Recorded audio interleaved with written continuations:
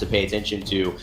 There's a lot of Apex Legends going on today. But of course, it's not just about, what is going on, it's how it's going on. And that's why we want to bring this points and scoring up to remind whether you're a new viewer or an old viewer exactly what this looks like. And we talked about it, girl. The meta has gotten a little more aggressive. So normally that placement, super valuable, but those kill points always valuable, maybe even more valuable now with the amount of aggressiveness we see in some of these lobbies.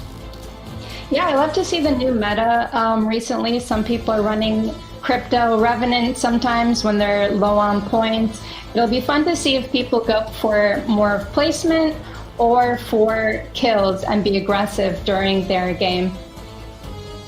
Yeah, and sometimes I think the best of both worlds is not having to choose, right? So if you get yourself in a good spot, you got your placement. And I think the other thing, too, is that we are seeing some huge meta shifts. And that's kind of what was exciting about this and why I'm glad to have you, because as someone who's been in the trenches, who's been playing so much ranked, has been in the situation of being in these types of lobbies, of playing at this high level and essentially looking at it from a competitive perspective, how have the Revenant and crypto changes, in your opinion, kind of impacted the way that the game is played, and what can viewers expect today as far as teams picking them up? I think teams with very good synergy, knowing how to pull off that kind of composition without dying and getting a lot of kills, I think it's good for them, because then they can come back and end up getting first, second, third, getting top amount of points with that combo. It's actually a great point that you mentioned, the ability and to just kind of bring it back. Sometimes we do feel like these lobbies get a little bit ahead of some teams, but with that extra level of aggressiveness and maybe less of a penalty playing Revenant and kind of utilizing that ult, that death totem, you may be able to really surpass what was a previously unpassable level of points between you and first place, and now find yourself in, whether it's first or third, qualifying for September, or top 10, getting into the top 10 because of a big game, guaranteeing your spot in the next tournament, which is important. You see here, as we just kind of get started, the new area, the new town takeover with crypto in the map room. Girl, you've got some experience with this. How's this kind of translated into competitive play? This is really good. Well, obviously a new spot on Kings Canyon is great because Kings Canyon is so small, so there's more loot spots, which translates really well to the competitive scene of Kings Canyon. As you can see that they already know the end circle here on the map. It's probably going to end near in between Repulsor and Hydro Dam, it looks. Yeah. And that actually is huge because you can almost utilize the map room more so than you would have been able to do before, because I think the map room, one of the things players have been talking about, we've seen some tweets about it as well, the impact not only that you can use the map room, one, of course, from each member of the team and actually get a full scan of where everybody else is on the map, but one of the things you may not know is that when you are actually getting your spots in maybe in the middle of the map, away from the map room, when that map room scan goes off, you're seeing the enemies, almost like a Bloodhound scan. And so it's changing the game, and sometimes where you're ratting, playing more cautiously, you now know, hey, we both know where each other's are. We have to now move into the zone. We may have to play aggressive here, and I think it's forcing some more interesting decisions from competitive players. Not necessarily easy, but definitely having to make some harder choices there. Now we're looking at third impact. They've got a white armor, a white Evo, and a blue armor, so they're about to pick up a purple, which is really good. They're playing with a sniper on Watson. It's really nice to have a long-range weapon on their Watson character because Watson's normally in the back. And you do mention, what they're getting from that second bunker that is opened up, and that's kind of one of the interesting aspects of what Kings Canyon has brought to the table this season, these interactive elements that are storytelling regarding crypto, regarding his sister, regarding some of these things around the Broken Ghost, and already a fight there near the bunker as they try to get up. Big damage coming through from the R99 as well. It will spray, it will hit, but no downs yet. I think one just dropped down as well, trying to just divert the team, maybe give up an easy kill if they chase me. Don't chase my teammate, but no, there's still more down there, and maybe they have gone into a trap they cannot get out of. The R301 hitting and spraying, that's two that look to be down, and it is third impact getting chased and taken by Max Strick. Nasty Strafel doing the damage, but one has gotten away, girl. Yes, I don't believe that he'll be able to recover banners. I think he'll have to ride it out for the rest of the game because his teammates did end up dying underneath in that tunnel. So that'll be hard. Those questions, you try to salvage as much as you can, but going down into those bunkers, despite the loot you get, the free ult that you get, the ult is loud, and of course the rotation is tough when you have to go out of a circle where everyone can just shoot straight and basically do all your damage to you. Baker looking to go into the void as well with those new changes to the Wraith after the adjustments to lessening, obviously, the impact of her immediate invulnerability and kind of almost adding a 3 times level of start time to it, but it has also been increased to distance, and it's been increased by the speed that it provides, and it's essentially still working for Wraith to stay as a top-level competitor in the meta, especially with her Into the Void, her ultimate allowing that movement at crucial times to grow in these high-level lobbies. Flavor of the Month have a really good spot here in artillery. They have long-range weapons. They're getting a lot of poke down early. Hopefully they can secure themselves a kill point, but as you can see, there's still 20 squads up left. Everyone's trying to stay alive as much as possible. Couple people down, but hopefully those teams can recover with their lost players. Let's go here.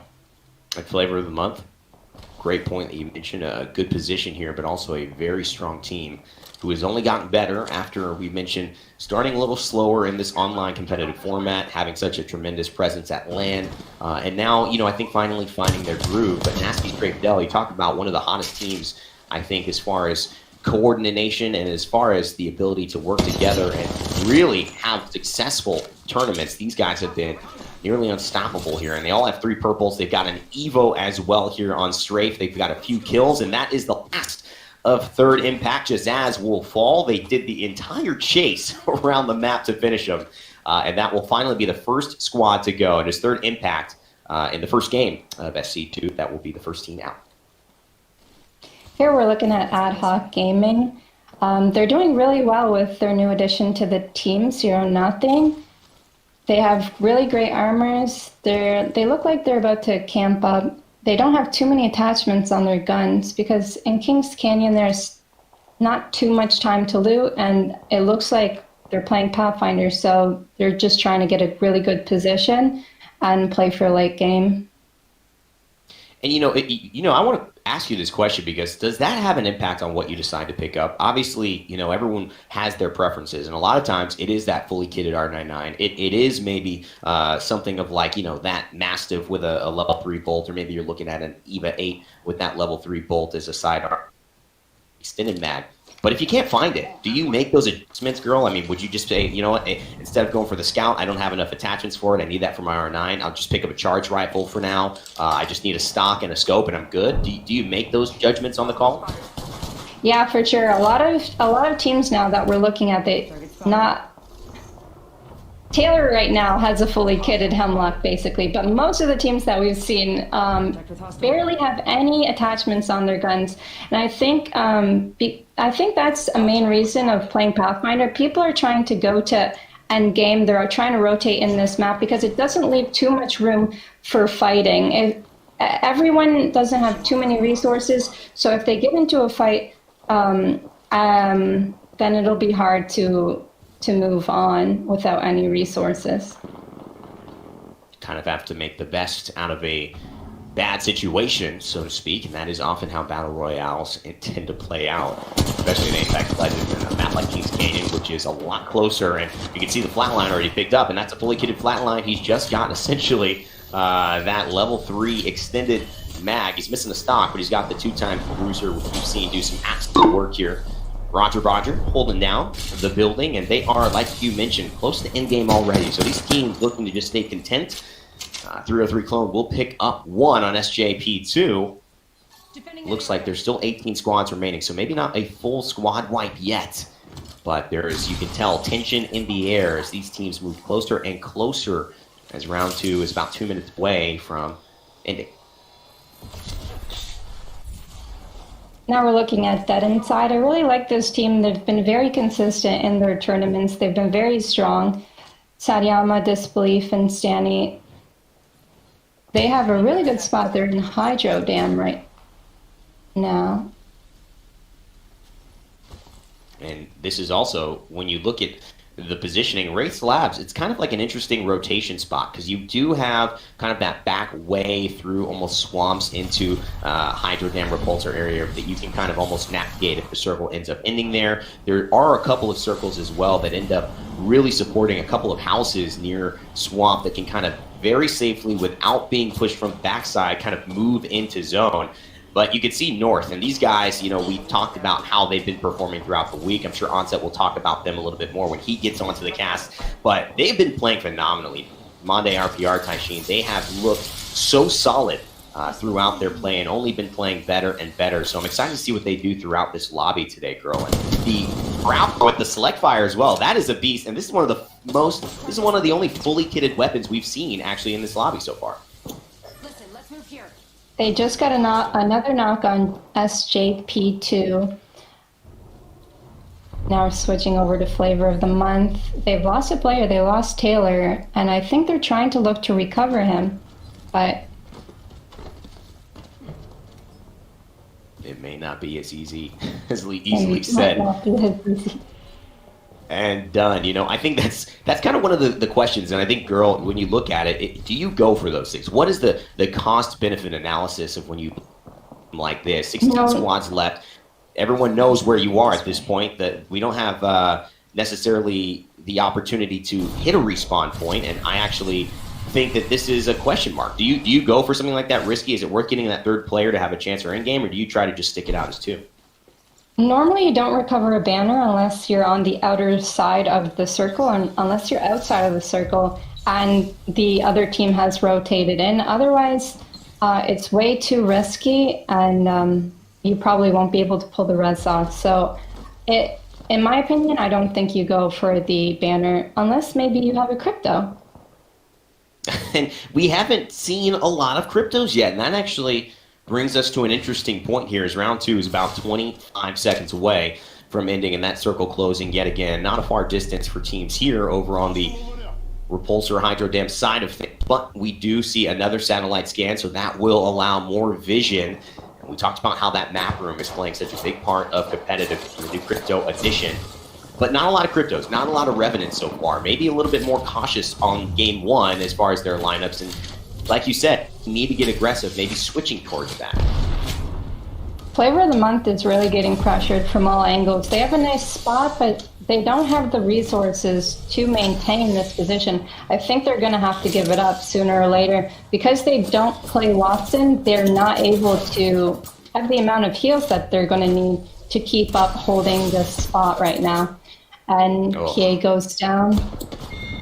And that is a finish as well, and it almost felt like Flavor of the Month, as you've mentioned it, and it just kind of like the breath went out of them. They're kind of like, oh man, that's it. Taylor already banner, not respawn, and now they have the Gibraltar left alive as well. We'll see if they can pull a rabbit out of the hat there. It will be an amazing trick if they can stay alive, but as we follow along with one of the other top performing teams, Gamers Origin, they were 8th overall last time in SC1, and they earned an immediate qualification into this tournament. They are still alive, as long as Fenerbahce as well, Turkish representative, that has been having some nice performances. And as you talk about Revenant missing, here we go. We get a chance to see him. Alliance, who have had so many high-strung, high-intense moments in Apex Legends competitive, bringing out the Caustic almost first, and most, I think, iconically, now bringing out the Revenant with the Wraith and the Gibraltar. What do you think about this lineup in Alliance overall, girl? I love seeing Revenant, especially on Alliance. They're kind of like an aggressive team. They tried to do the push there. They didn't succeed, but then they recovered, and then they'll wait for that ultimate to come back up again and then go again and try and push. I really like seeing Alliance go for different strategies. They've never always been with the norm. They've always tried testing new things, and that's really admirable from the team. You see your Taxi and Vex and Baker. Here's the crypto that we were talking about. I wonder how much this is going to have an impact in maintaining this high ground, and also just, I think, pressuring things out resource efficiently, because when you do get that EMP, let alone just for the push, it's just wasting shield cells, it's wasting batteries. If you are at the ability to kind of hold these areas and not really receive pressure, you can can definitely give it without using your own resources as well as things start to move in. Round 3 about to close in the circle. Still 16 squads remaining as it becomes more and more of a battle of posturing. And we talked a little bit about posturing as well, kind of holding these spots. It's so important to let people know, here's where we are, here's our presence. We can't push up, or at least you can't feel good about pushing up, because we will push back. Exactly. It's always good to poke, put some damage, show that you are here, you're strong, and then no one can take advantage of you and take your spot and kill you. Gambit here playing around the edge of the circle. Oh, go ahead. They might see a little something. No. I think it was just a good point. I mean, at the end of the day, that posturing idea. And Gambit, this is a team, girl, that has been so good at performing. I mean, they have obviously taken #1 in the last SC1. Is this the team to look out for today? Do you think this is what the lobby is kind of approached, saying this is who we need to make sure we don't let them get off to a big game 1? I think they're definitely good contestants. They're definitely able to make it. I think every team here is able to get the win. So honestly, I think they'll start looking up for teams maybe after 1 or 2 games, seeing who's in the lead and who they'll need to take down in the future games. And that is obviously getting very, very close here. I know it feels like you're still in the first act of a film, but trust me, we are getting very, very close to approaching almost the rising crescendo of the climax. There are 16 squads left, and if you notice that circle, it is about to get very, very small. You can notice after this rotation, there are most likely going to be much less than 15 teams still alive as they are vying for space. This critical 1 minute right here is where Gambit is going to have to try to make a lot of headway as they are in a tough spot. They can go around left, but it really does isolate them either way they go into fighting through a very small choke, girl. And this isn't probably where Gambit wants to be. They're going to have to make something happen in order to get to a safe spot in round 1. Yep. Here we have major pushers getting one man down. Nasky, Strafe, and Dell have really good armors. They're making a lot of headway. And they're really close to the end circle. And playing so aggressively, too. I mean, you talk about how they are holding just kind of the line as far as making sure nobody's coming from behind them and really taking the fights that are in front of them. And that is allowing them to focus and not get third-partied. We haven't seen a ton of that in this map, and maybe it's people playing a little bit more cautiously because they know how easy it is to get third-partied on Kings Canyon, so they're not pushing as aggressively to put themselves in that type of position. But maybe it's just the way that these landing spots have landed with how the circle is played out. There hasn't been as much aggression early on, and this aggression is going to turn into something a lot later as an immediate use of the Gibraltar Dome is going to help buy them about 12 seconds, but that may not be enough as 303 Hiarka is just barreling down with the scope of the R301, and that's already flesh damage as well. They're looking to try to figure out if BTX can go down, and it's also Gamer's Origin, who 303 are actually looking at here, and that's Ozanezi actually falling. Impe, he goes down as well, and this could be it. There still seems to be one more, as the 15 squads hasn't turned to 14, but it is getting desperate here as the circle starts to move, girl. This is a problem unless they can make it out with some type of miracle. Yeah, they have absolutely almost nowhere to go. There's no cover over there. Somehow Nasser able to spare himself a few seconds, but it won't be enough as he goes down there. And still the R301 working, but only, look at this, 13 bullets remaining, 18 in the magazine. This is not where you want to be. Doesn't even have an extended light mag, not even level 1. This is talking about making the best with what you've been given. Oh my god, 303. They are in an interesting spot, but so far, still safe. And now the high ground here, you talked about AHG. We've been talking about how we are impressed with this team. It's some of the first teams to look at when we think of streaming or when we think of a viewer perspective. But right here, a very good spot in high ground, heading into this final circle, essentially. Yeah, AHG is doing really well, and I wanted to mention before when they didn't have enough ammo, once they get that Wraith portal up, they'll be able to portal to a box and hopefully get some resources. Target over there. That's so true as well. When you look at how resources are gained here, a lot of it's through fighting at this point. And that's when teams get a little more desperate. And it's kind of just like, you know, a very similar parallel to when you don't have enough, you look for how can I get it? And somebody's got it right there. So they're saying, all right, this is our chance. Maybe we should be trying to finish this fight. Maybe we do get into that third party. And if we do, we have a big payoff. We can kind of set ourselves up. And at this point, we are going to actually have a second to listen in with 303 and see how they manage moving into this final circle. Hot. They have to move to us. Yeah, hot. I'm just gonna nade. Burning, No. cracked. Stay. He knocked me. Right here. 27 on it. Come Nice. He cracked the roof. Ult it. One. Pushing. Pushing. I got silent. I got cracked as well. Just reset. I need to understand. Low. He got me. Stay hiding, blocking. Nice. Just keep blocking. Wait for bubble. It's got above. Contact with target. Okay, try and Fucking get go. some. No, it's a good game. It's- All right, well, that was 303 trying to battle it out, but AHG, they just had such a good spot, and Nasty Straight Bell actually getting involved from the very top side.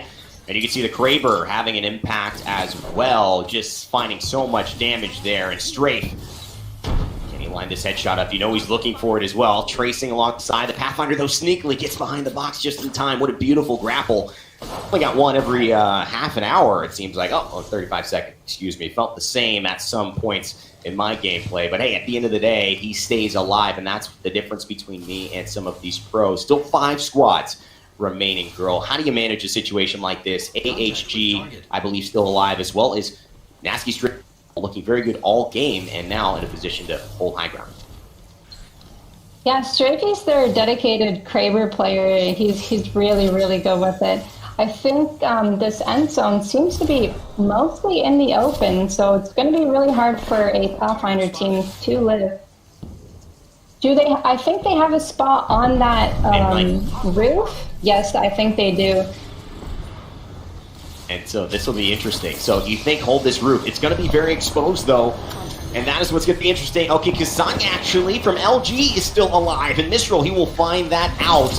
And he will find the kill. So it is obviously going to be interesting. I believe that's Outsiders to have found that one. And 4 squads remaining. Nasty, Strafe, Dell, GSD in prime position. They've got 2 Evo shields and a purple. And of course, can't forget that Kraber as they are hiding on this beautiful spot. And why not? It's Alliance and OS. They're just fighting to stay alive here on the low ground and not trying to poke because they know a Kraber is above them, girl. Unfortunately, Vates went down, and he's their Gibraltar player, so they won't be able to use that dome to get him back up.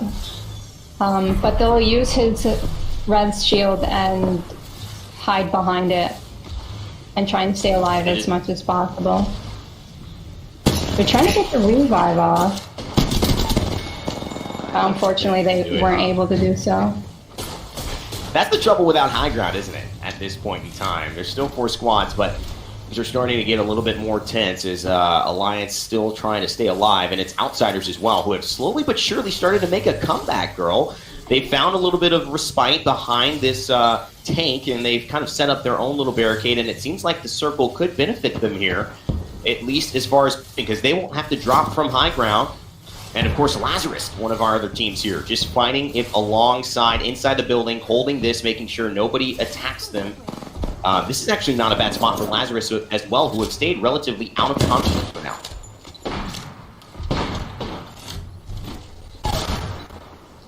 Oh no. And that is a problem, but he gets silenced as well, and so that's going to discourage the push, but that silence is within 15 seconds, and I believe it lasts for 20, so they will actually be silenced potentially for about 2 seconds before they have to drop down. And that is going to potentially be a very big problem here as we have 2 seconds left. They are still silenced. He's going to have to make the work with the Kraber. Oh, it just wears off as the circle is about to move.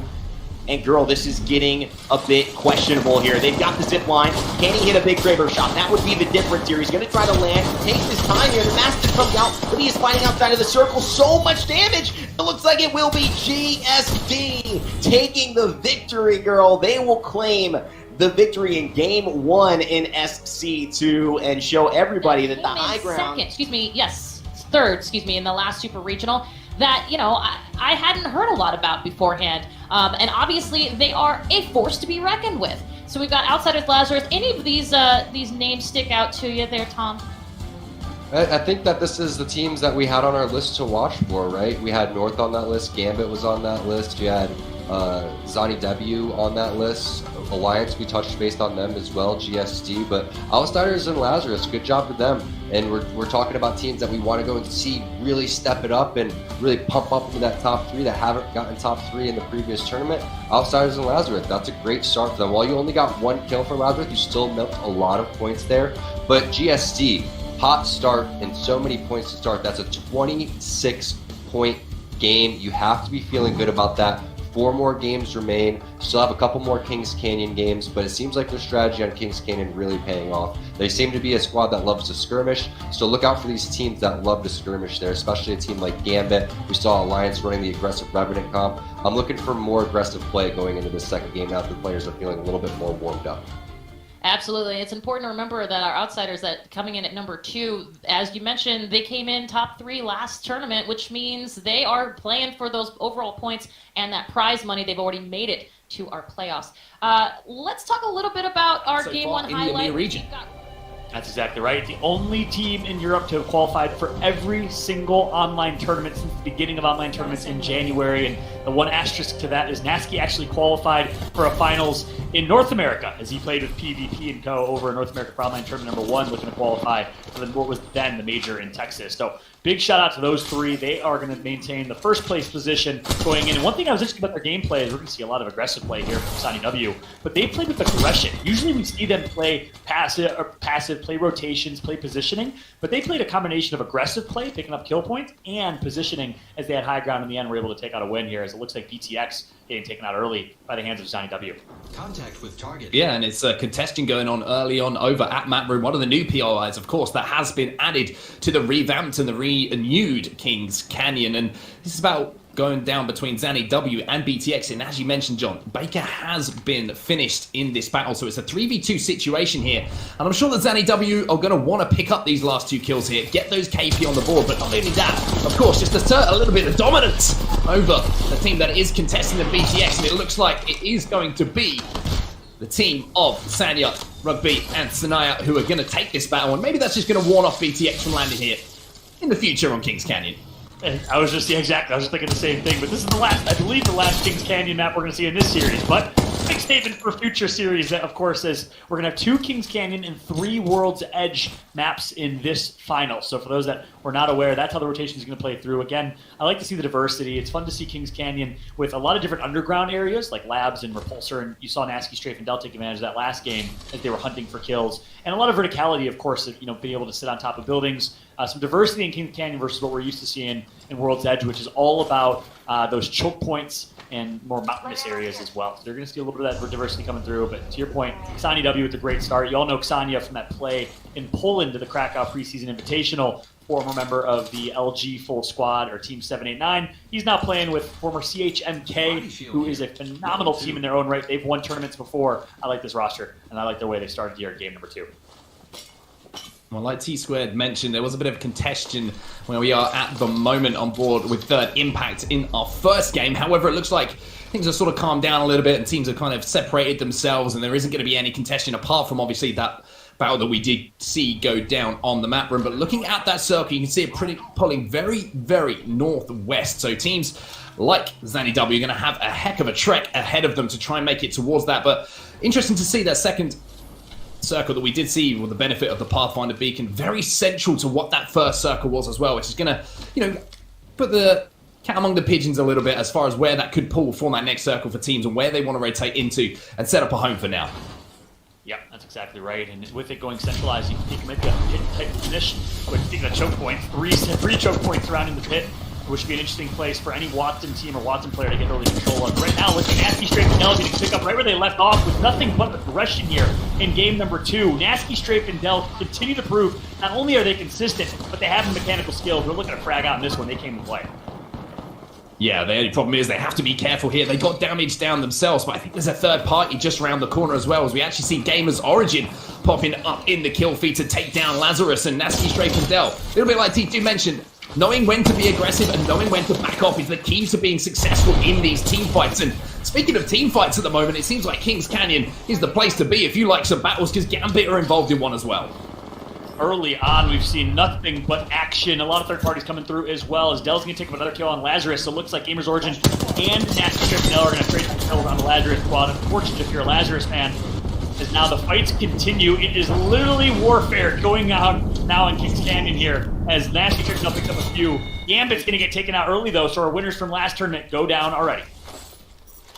I think they still have one player alive, though. Gambit wasn't a full squad wipe, so Gambit are going to have a little bit of recovery work to do, but look at this. Major Pushers, having just done some damage themselves, are now coming under fire once again. This is the thing about Kings Canyon, right? Much smaller map than World's Edge, so if you don't finish a battle in around 40 seconds to a minute, you know someone else is going to be hearing those audio cues and desperate to get in for an easy fight. Yeah, that's a great call. And not only that, but if you're not early to rotate, by picking up maybe a Pathfinder beacon, finding out where the next ring is going to be and getting there quick, you are bound to find another enemy team on your rotation. Unlike World's Edge, where everyone can kind of have their own rotation path and potentially make it to the late game, in Kings Canyon, it is much more difficult for that scenario to take place, as now we see Gambit still has Artico and Hardeki alive, so the GOAT squad is something we're starting to call them in EU, as they've been playing so consistent, they've been making such plays. Still alive here, no banner of Liagri. They're going to be forced to fight a 2v3 and try to rat their way to late game. And it looks like they might be thinking about trying to go for that banner. As you can see, Hardeki is going to be the player who's going to make that little trek out, recover that, and there's a beacon around 100 meters away from him as well, so they might be able to get up to a full complement. Another team, Major Pushers here, are having to push through this tunnel, and you can see there's a Gibraltar bubble in front of them, which means that a team is on the back foot, and that team is going to be taken out. That was the final member, I do believe, of Gamers Origin, I want to say, or if that's just Lazarus, a team that has been taken down. It's Lazarus, excuse me, who has been taken down here. So AP on the board here for Major Pushers. Not only that, they've managed to get into that next circle as well. Still a lot of work to do as far as getting towards that end zone, of course, but holding down this tunnel, this artillery tunnel, is such a vital part of the map. You are cutting off a rotation from the east side of the map, so they're in a pretty good position here to play for those kill points.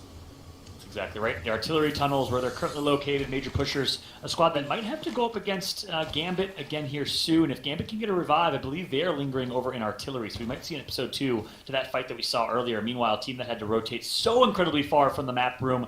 A much different game, too, in terms of where the ring is placed, as we saw teams just sitting in map room last game. Can't do that this time around. It's Xani W on the rotation over towards bunker. They have a clean rotation. Look at the map here. As everyone's rotated early, they have a clean rotation to make it all the way through bunker if they choose to go that route.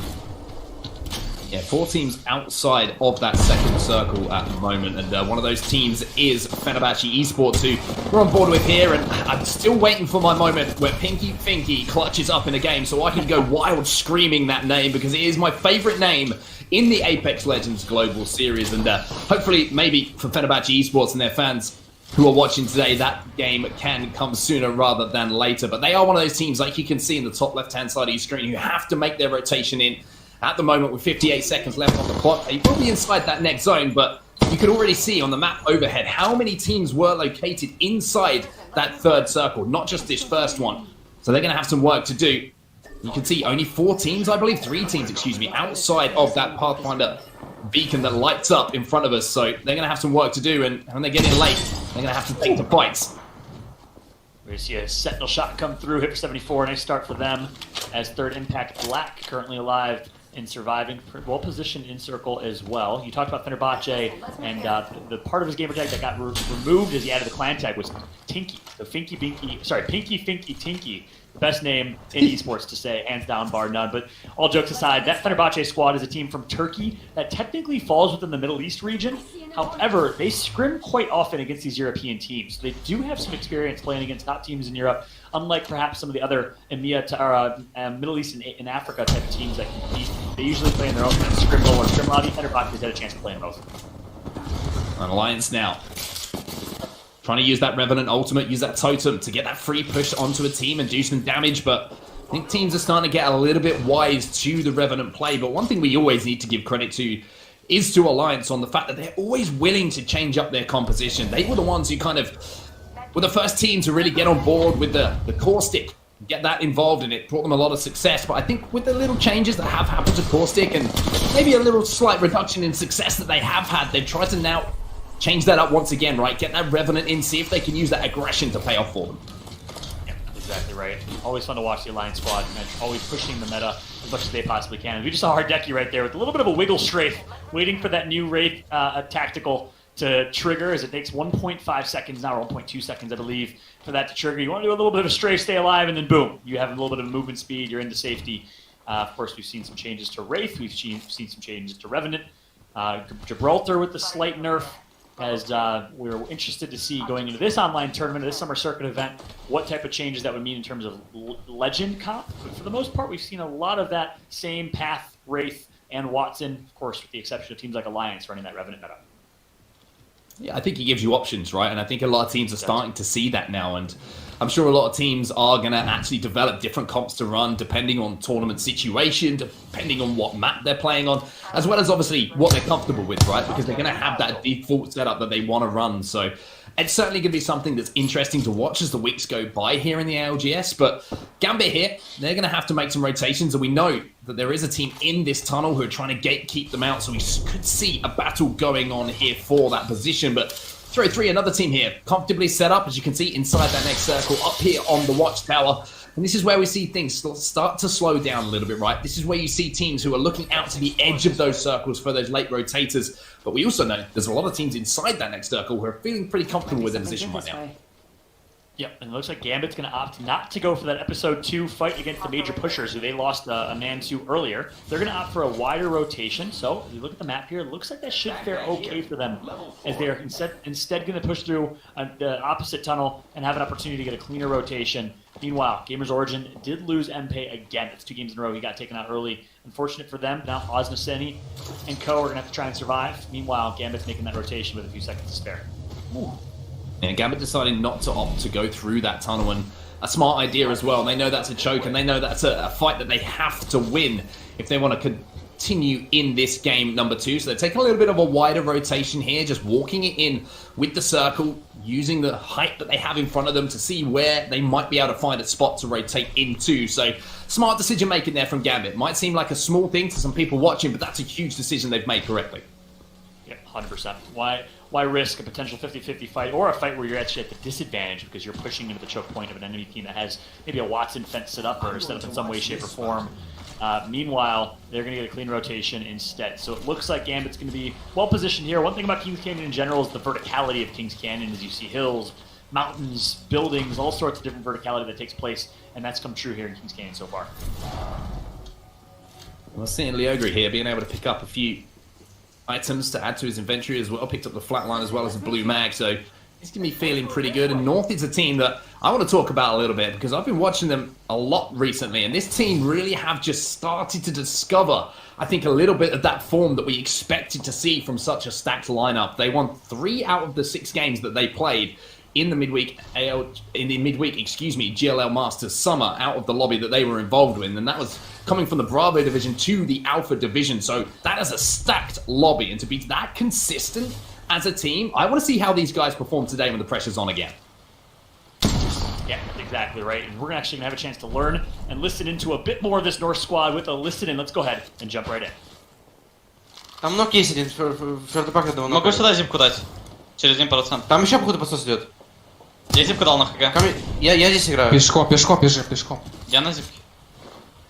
Я с хардом. В доме. Я наверх лежу. Хелец. Пиздится? Да, лутает труп. Там эти дерутся. Там Маливаны пиздец. Надо убивать этот склад. Го убьем этот склад у нас.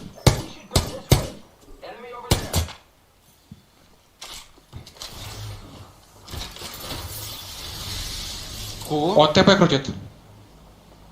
Аккуратно. Пусть крутит. Нет, походу, просто кьюшку нажал.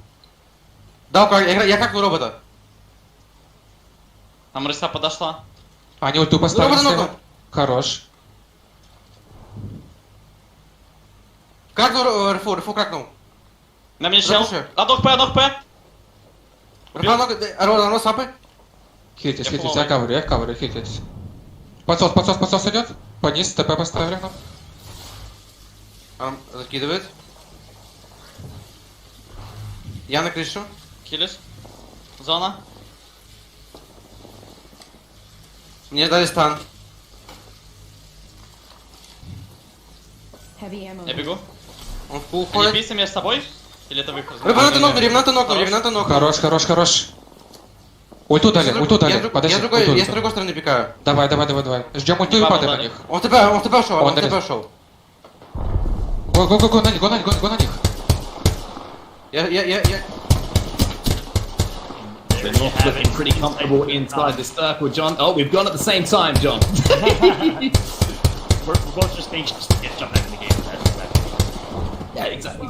You know it, I know it, and I'm sure that everyone at home is enjoying what's going on at the moment as we still have 14 squads alive as round 3 is about to close. And it looks like to me at the moment the premium real estate that is on the map is going to be on top of that high ground. You can see it just to the west of where Gambit Esports are at the moment, but they're making a late rotation. They're on the quick side of this circle, so they're going to have to be the aggressors trying to force their way in. That's exactly right. This Gambit squad, who brought the Ogre back, got a second life in this, picked up 3 kills earlier on, so now it goes to show that the addition and ability to revive your teammates can be the largest of impacts. This Gambit squad has an opportunity to pick up another kill. This time it's going to be on Ranches and Cleve. Nasky picks up a kill on Cleves. The major pusher starting to get punished from the team that they took out earlier. It was Gambit. Gambit now, the champions of the online tournament. Summer Circuit number 1 is in a good position now to continue here and make an impact in game number 2. You can see the pings going out as well here from Hardeki. He's going to use the portal to get his team into this position, playing under that high ground that I mentioned just a few moments ago and trying to find a way into that next circle. So portal's not going to be absolutely perfect as far as that next circle is concerned and getting inside it, but it is going to give them access to where that circle is going to be pushing. So nice play here from Gambit, getting that quick rotation in. And the beauty of beating everyone else in on the rotation is that you can hold them out when they're forced in 45 seconds or so to that next zone. Exactly right. Gambit picked up a few earlier. We just saw Nasky Strafe and Dell back on with them. They're in the same position they were in when we jumped on with them moments ago, actually many minutes ago, as they've just been safe, holding this high ground, very well positioned above kind of the waterfall area, as they'll now have a chance to push into Gambit. Need to be cautious. They're actually going to spot Gambit across map here, trying to get as much damage as they can into them before they are forced to make this rotation in about 20 seconds. So 18 seconds or so until we again are going to see a lot of teams fall here, and one of those teams is falling. There's a battle going down between North and Na'Vi, 2 of the powerhouse teams that we have in the EMEA region. And here's the play from Alliance as well. Great pull into this position just behind that truck, but there's a grenade there. They need to be careful, but what a clutch Gibby bubble that was. And now they're going to get aggressive as well. Not only are they happy to get into this position, they're going to try and take this fight using that ultimate to the best of their ability to put as much damage down before they look for this secondary push. Exactly right. The Revenant ult coming through. This is the impact Revenant has had on competitive gameplay. However, Alliance is the only team that leveraged his Revenant. Couple shots going to be put in here. Missed massive shot, I believe, and now Alliance in a rock in a hard place. Base could try and clean up, but no. Alliance is going to get taken out for the aggression. Looks like it might cost them at least for a bit here, as Hockey's gets taken up by Hardeki of Gambit. 2 rival squads. Yeah. Gambit ends up on top. So many death boxes down there, and I think that they wanted the armor swap. Unfortunately, all he ended up with was a beacon that he really didn't want to have in his hand at that point. So unfortunate there for Alliance. They had to be aggressive. They had to take the initiative. And unfortunately for them, they will fall. So now we're down to our last 8 squads remaining. Dead inside, up on this high ground in disbelief. He's going to level up that Evo to full red at just the right time. Exactly right. Dead Inside, a team that played very well in our first summer circuit with some consistent finishes. Meanwhile, on board with Outsiders now, another mainstay and kind of staple squad that we've seen throughout the entirety. Keep in mind, 10 teams qualified from the last summer circuit by placing top 10. These 2 teams we just saw, Nasky Strafe and Dell, had to qualify this time around, but the Dead Inside and Outsider squads both qualified by placing top 10 in our last tournament. Look at this spot. The Wow. 7 squads remaining here. As you see, you can see the plan here. For Nasky, Strafe, and Dell, and I wonder if they realise it's actually a duo that it is up top. If they kept an eye on that kill feed, if they spotted that one player went down from height, because they're going to make that push as soon as that opportunity does present itself for them to get up that zip line, get onto that high ground, and then maybe make that push. But dead inside now. Trying to land some shots, trying to hold off this pressure that's coming in. Unfortunately for them, that will be the team wipe. And they will be the 7th squad to go down, as now we're just the 6 teams left in this second game here on Kings Canyon. And here we go. All comes down to this. It was Gambit again who picked up those kills. So playing with aggression, it's paying off. Meanwhile, flavor of the month here, Taylor going to opt to just back out of that fight with the FaZe. In a decent position now, but Not's going to get tagged up quite a bit. So this former Virtus Pro squad in a tough situation here. Looks like they will be able to shield back up and reset this fight. I think it's Gambit who they're up against. This Gambit squad who has at least 8 or 9 kills so far in this lobby. And Fenerbahce Esports, again, one of those teams who are still involved. One of our qualifiers from the Middle East and Africa region doing some work here in game number 2 on Kings Canyon. The only problem is the work's being done by the rings for them, and they're going to be forced into this battle, unfortunately. He just lands straight into a massive, and that is in the hands of Taylor, as you see the fight going down now. 4 squads remaining. It is an absolute bloodbath here to close this one out. You see the aggression. The difference of Kings Canyon is now Gambit still alive with so many kills to their name. They're going to pick up another squad. It is Ad Hoc Gaming who takes out Leo Grievin at the end. I believe Ad Hoc Gaming is still alive with Tafe, 0-0, and Kuya, who have been playing out of their minds. They will be the champion of game number 2 over this Gambit Esports squad. What a finish for Ad Hoc right there. But hey, look at the amount of kills that Yes. Gambit was able to pick up throughout all of that. 14 kill points overall. You have 7 kill points coming in for Alliance, even though that they only placed 9th place. And we're talking about in between in the games here and watching that one, what's it like for this Revenant to come into play? And they made a small mistake there at the end of the game that cost them potentially even more points in the placement area and even more kill points going forward, where they got a little too aggressive with the Revenant all. And IPN's such a great caustic player, just a great player overall, that if I was the coach for Alliance, I would say maybe you guys should run the caustic and Gibby on top of this Wraith. But hey, they're the pro players, they know exactly what they want to do, and as Girl was saying in the cast, they really like to mix it up, and you have to admire the way that they're able to run so many different strategies. Absolutely. Well, let's take a look at how those strategies have impacted our overall points. Nasky Strafendale, they're still by a pretty wide margin, 10 points between number 1 and number 2 outsiders. And of course, Alliance, not too shabby, Tom. Not too shabby with the Revenant. Yeah, no doubt, and I don't believe these points are completely updated yet, because keep in mind, Ad Hoc Gaming just won the previous game. They were sitting at 9th in that one, and then they're going to have a ton of more points being laid on top of them. But GSD, Outsiders, strong game. I believe Outsiders didn't have a strong game number 2, if I'm mistaken, but Alliance is going to be right up there in terms of the kills that they got and the placing from the previous game. I believe Lazarus may have fell a little And there's early. something I think where Apex Legends has always allowed players to be inventive and creative with their movement to outperform competition. And that is what makes this game so special. But not just that, the variety of not your style of play, but where you play. The map rotation.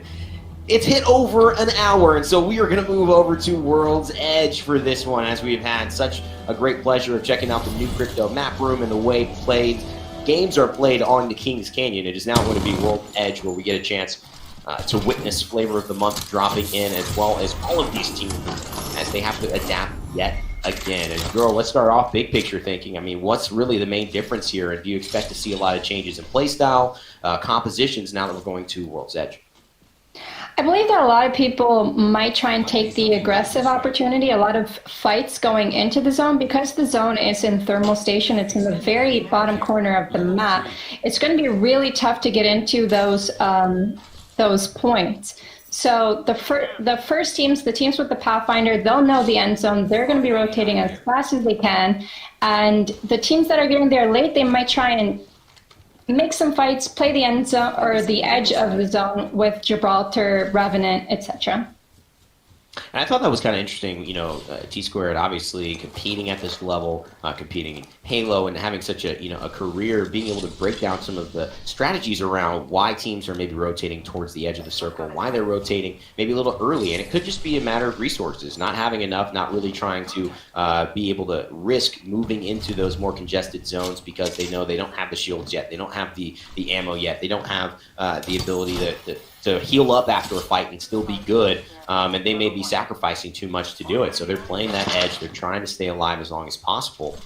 But for me, it's another conversation too. You look at these team compositions, and we've seen more variety here than a lot of others. And the one we've been pointing out, the Revenant, it's not taken this lobby by storm yet. We may see something different in North America, but Alliance has been putting it to pretty good use, and they find themselves at 5th in this position now, right behind Ad Hoc Gaming with 21 points, which is a pretty good showcase of the legend. Yeah, now we're looking at Team 1907, Fernabach. They're putting a lot of aggression on the team at Tree. One of them just went down. They're about to lose their locks, and they're getting pushed quite heavily here by Alliance. And that is the team that we were talking about, girl. I mean, just the fact that Alliance is here and finding the kill, pretty serendipitous that, or maybe it's just some great observing right there. I'm going to give a shout out to the Observer crew, catch that one as well. Fenerbahce coming in, representing some of our interregional play, and from Turkey trying to just stay alive now that Fozej is really by himself, and banners do not look pretty safe, especially with Alliance 3-man taking their side of Tree. So he's just going to hold back and I think try to wrap this one out for a while. Yeah, they had to fight really close to the end zone, so it will be really hard for him to recover those banners because Alliance seems to maybe want to hold this particular spot for the rest of the game. There's not a bad reason, you know, to be able to do that, and we know where the zone is ending, and we know how, you know, rotations have such an impact. In Tree, the pretty much closest area to be able to rotate to, especially if they end up getting a circle that pulls maybe a little bit more southern than maybe more, you know, northwest. I think that can actually really help them and limit the work that they've got to do. But now it's just about making sure that they can get their shields up and they can take some of these fights safely. And there it is, the Raid Portal. It is going to allow them to go into the Revenant, or travel the distance. There is no distance meter now, but there is a timer, and there is a health, obviously, condition that they cannot go. And this is maybe just for a safe loot opportunity, seeing that maybe there isn't a fight there to third party quite yet. Yeah, Fozej was able to take down one of Gambit's players on his own and be able to escape, and Alliance took advantage of it. They did the Revenant ult, they pushed forward, they got the loot, and then they went back. I believe Gambit lost their player indefinitely. Yeah, that is pretty unfortunate there. And Hardeki and Artico, you could see we've actually had a chance to sit down with Artico, and very, very successful team coming in really at first place from the final regional, the first regional that we have just seen, and really one of the best teams and most premier performers in all of Europe, and EMEA as well now. AHG, who just came off winning that last game, just setting themselves up near Mirage Voyage. Flatline with level 3 extended mag. That's going to be all right. I mean, that's really a competitive weapon at this level, especially with the headshot damage. Just, you know, the ability to outburst an R99 up close is rough, girl. But I mean, if you are hitting headshots with that, it's some extremely valuable bullets the Flatline fires. Yeah, it's definitely a great gun to use in this meta for sure, especially on Gibraltar. He'll just use it ADS, move, and get a lot of damage on the other opposing team. You can see it right there. I mean, a little bit of action, girl. I mean, Alliance, he tries to go for it. Hawkins does a 360 arc star, but he ends up paying for it. And right here, he's going to have to try to find the second part of Gambit. He needs IPN and Vaves to help clean it up, and unfortunately they will, but is it a day late and $1 short? Hawkins now looking to maybe get revived, and yes, that is going to be able to save the entirety of that team. And just like that, they've been able to take 2 to 3 fights. They've been able to gear up, maximize their loot, maximize their KP so far, and still 19 squads left, and a pretty good location here to prepare for a final circle. Now we're moved on to AHG. Matafi's trying to get damage, trying to build up his Evo shield, but he's taking in a lot of damage, and he's going to have to heal up. And what is the risk, girl? I mean, how much do you risk to get this Evo shield up? Do you take these fights? Is it worth it if you get pushed? I mean, I know players say, well, we're kind of caught in the middle. Is there really any other option for him except to try to take that risk and get it to a level 3, at least maybe level 4, before they start fighting? Matafe is a really confident and really skilled player, so even though he has not healed his shield up yet, he's still shooting. He's still trying to get his purple Evo. That way he could just heal it in one go. The most efficient play. That is for sure. And of course, That you know, is for Matafe, he is not one to shy away from the big moments, I think, girl, is what you've been saying. I remember a lot of clips of this man 1v3 clutching up, whether it's in some qualifiers in the L-Star. Not one we see all the time in competitive play, not necessarily even in pubs as well, but a weapon that hurts, you know, when you can really land those shots. It is one of the burstier, more impactful weapons in the game, but it is a little bit few and far between that we see it utilized at this high level. I honestly love the L-Star. It's good mid-range, it's good close range, but it doesn't beat a massive close range, but it does a lot of damage. It's not too hard to use. It's a great weapon overall. And I think you bring up a great point there, girl, as we see, you know, still a little bit of fighting in between, and Zathrates as well, I think one of our EMEA representatives from that interregional pool, and we'll find out exactly where they are from shortly as I take a second. Kauai team right there. And I think one of the cool things about what you just mentioned is it doesn't beat a Mastiff. And I think a lot of players jump into Apex Legends and they say, well, I love this weapon. It's really, really good. But in this high level, you can't necessarily isolate those things. You have to look at Flatline's great, but does it beat an R9? And, you know, this L-Star, it can burst, but will it beat a Mastiff knowing that's what people run? I mean, just maybe expand on how much of these decisions players have to make knowing what they're facing in this competitive game. Kauai team is about to fight. They took a lot of damage. Zathrates took a lot of damage. He has no shields. He's recovering, and they're just going to hold their ground over here near the end zone, but not in the final end zone.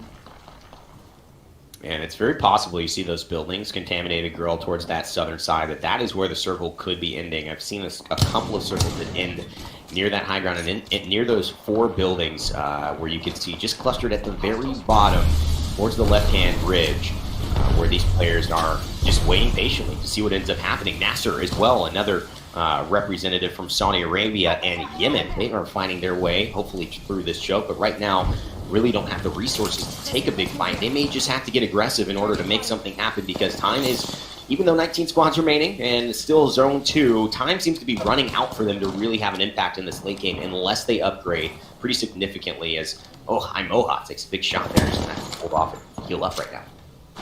It seems like they want to hold this choke. They want to catch people, rotate in, because that team either has to come this way or go around into the other team. So it seems like they want to hold this position, see if they can get some kills later on, because they're a little bit late for rotating as far as other teams go. And Zathrates as well from Kauai team actually finds a nice arc star, and that helps to deal some damage to SJP2. A lot of suggested locations and a lot of enemies spotted. And I think that just kind of tells you that this is starting to get a little contested here towards the backside of Thermal, as you can see them trying to make their way in. Kauai team doing their best to stay involved and loot up. And you know what? A gold shield is better than nothing. As you know, you can look at it and say, well, this is maybe a slow race, but they are at least staying in it. As flavor of the month, Taylor, Jed, I mean, they are in one of the better spots, having a little bit of high ground, having this clear choke that people have to pass in order to push this building. But it is not quite in the next circle, bro.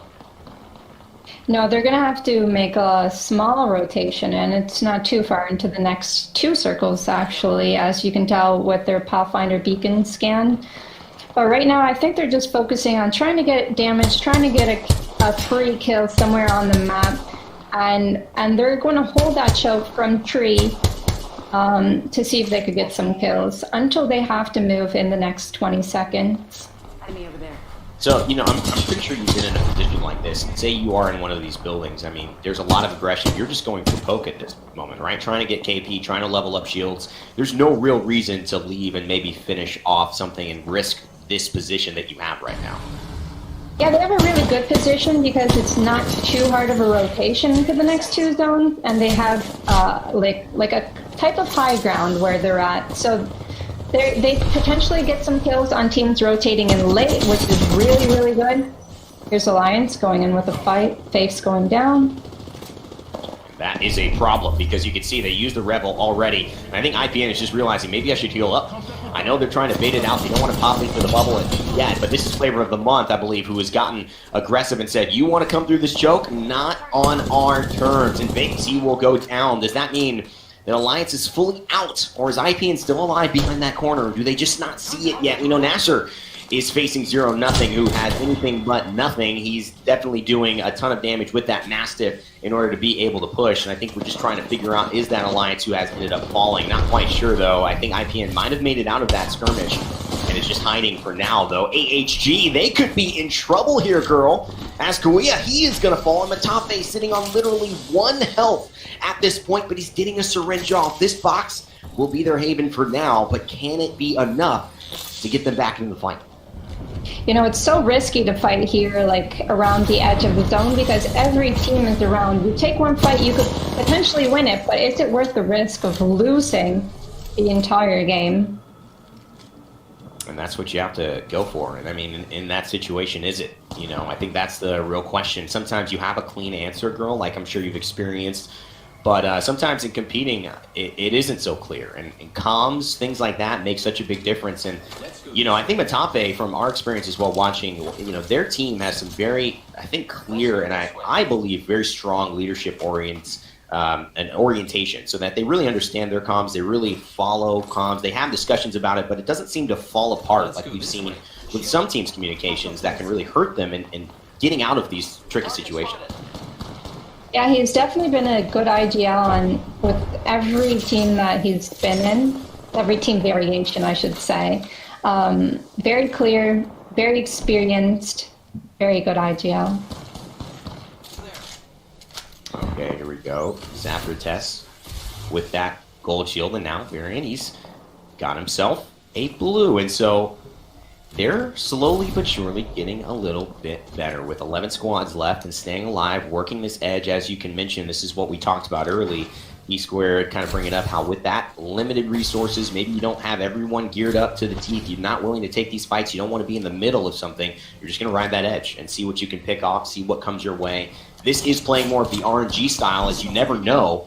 But right now it seems like maybe some shots from the western side. Just going to hold down on these bottom buildings, and this is not in zone, so they will have to keep moving a little bit. Varian has to take the portal right now where the other side of it closes, but he'll be right safe with his squad, so we will see Kawaii team still alive.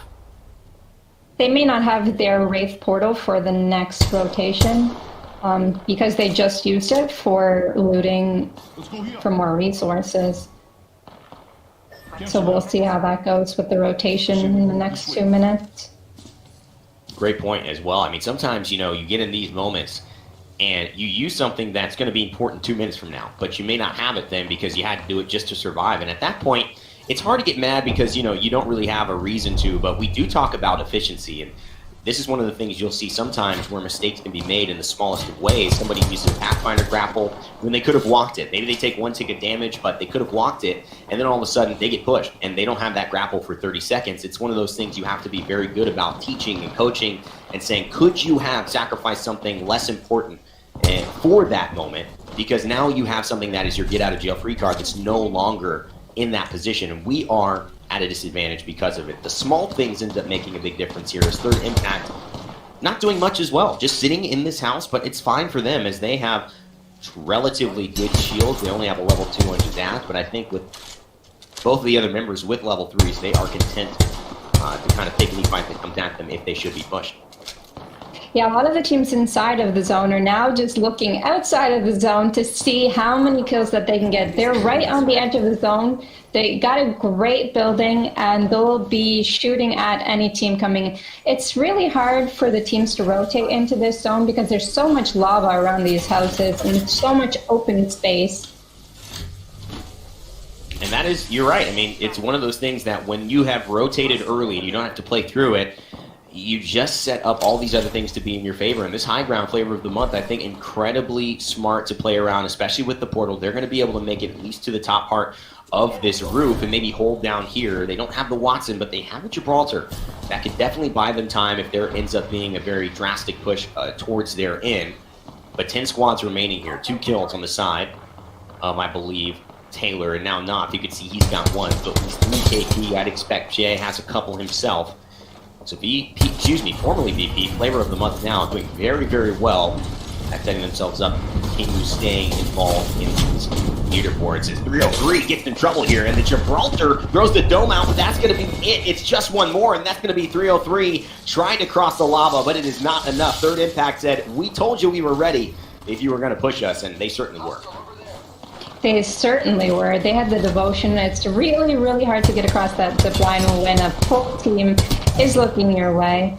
Third Impact just getting the kills that they need to win this game. They have the potential, but it's going to be hard to get to those 2 last buildings in that end zone.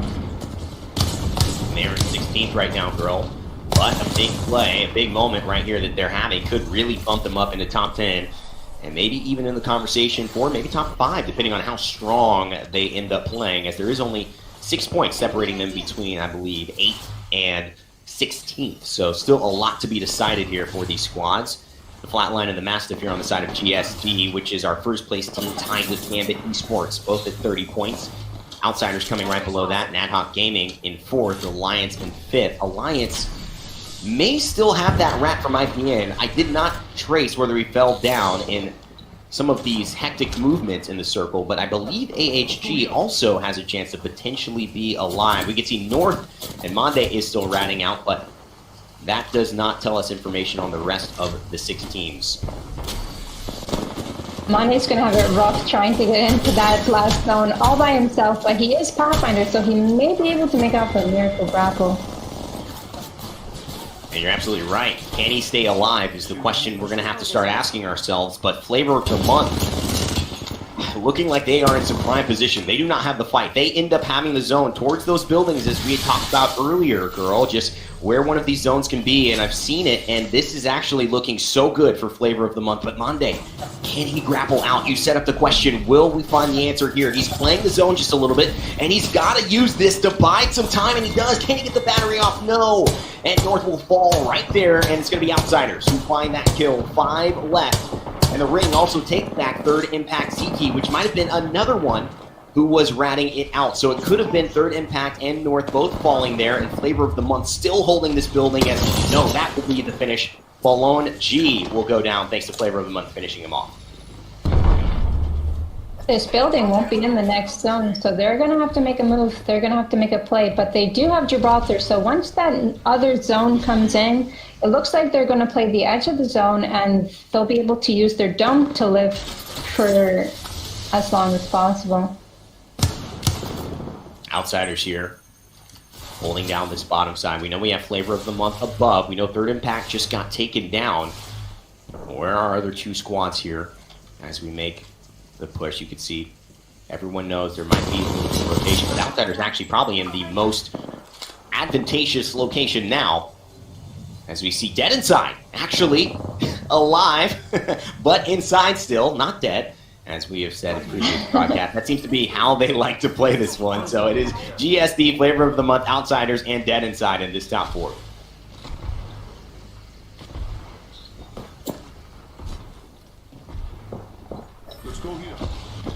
The zone will be moving in 23 seconds. People trying to make their marks around those fences. People are going to try and use those fences to stay alive as long as possible in the end zone here.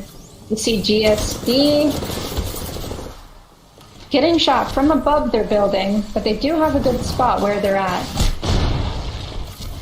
But it does seem like it's starting to get tricky for them. As you mentioned, they've got damage from above and around the outside. Dead Inside trying to stay alive as much as possible, but they've got to move outside. So I don't know how that works. Are they dead inside and alive outside? We'll have to find out in just a second. Nasky, just hits 1 damage, and he is still alive. And that generator, it might just save him from the bombardment. What a play by Nasky. Is this going to give them at least some more placement points? And it looks like oh, that should be Flavor of the Month going down. Dead Inside actually finished by GSD, and so it is still going to be GSD alive, straight, finding the damage, but Outsiders, they just walk out to the outside, and it seems like they had a little bit of an advantage with that. The name was kind of giving them the credence. Outsiders take the victory. 9 GSD solid kills. But of course, not to be outdone, Flavor of the Month may be getting third, but they're coming in with 8 kills, and third Impact Black with 9.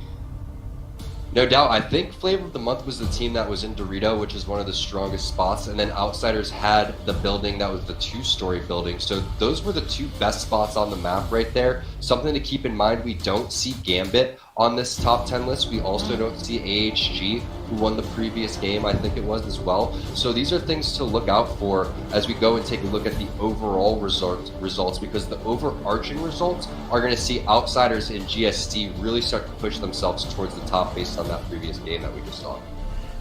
100%. Let's take a look here. We have it. Outsiders coming in at number 1, but again, they're only 4 points between number 1 and number 2. Gambit, though, all the way back at 32 at number 3. I mean, we were looking at these top 3, even Rain Day and Girl, we're talking about these top 3. These have been our teams to watch. What are we going into for Game 4? What do we think in terms of our overall points, and who is going to take the W in this next game? Remember, of course, that some of these teams have already qualified for those playoffs and are just here for those overall points and for the prize money. I think we're going to see a team like possibly Zani W playing a little bit more aggressive. Na'Vi is going to try to play spoiler because they're sitting at 20th with 4 points, so we may see a meta change for them, a composition change for them. We've been talking about Alliance, and they've slipped into 5th place. Not really slipped, they performed up to their standards, and we could see them go even further. So whether they're talking about the Revenant works or not, it has been. They're able to pick up a lot of points so far, but they're down 21 points to the leader. So again, Outsiders, GST, points, really Alliance doing the damage, but maybe not getting the kills that they'd like to get as we're jumping in here to game number 4. Yeah, we're not messing about at all here. Straight into the game. And speaking of Alliance, the team that you were talking about, doing big damage at the moment, maybe just a few placement points more going their way, and they really could be in contention at the top of the table. Still very much in range of closing down their spaces though, John, but you feel like this game number 4 really does have to be a big one for them. Yeah, indeed it does. You know, they're playing with Revenant. That gives them an opportunity to play with aggression if they do choose to do so. Of course, one thing you pointed out, Onset, as we were talking off air in between games, is as soon as people hear Revenant, they are just running away, which makes it so difficult for Revenant to be successful. And I think that might explain why Alliance isn't able to get some of the kills that they wanted to get and the kill points that they would need right now to win right now. We'll see if that aggression is going to pay off. That's a good way to start here. The Sentinel shot's going to come through.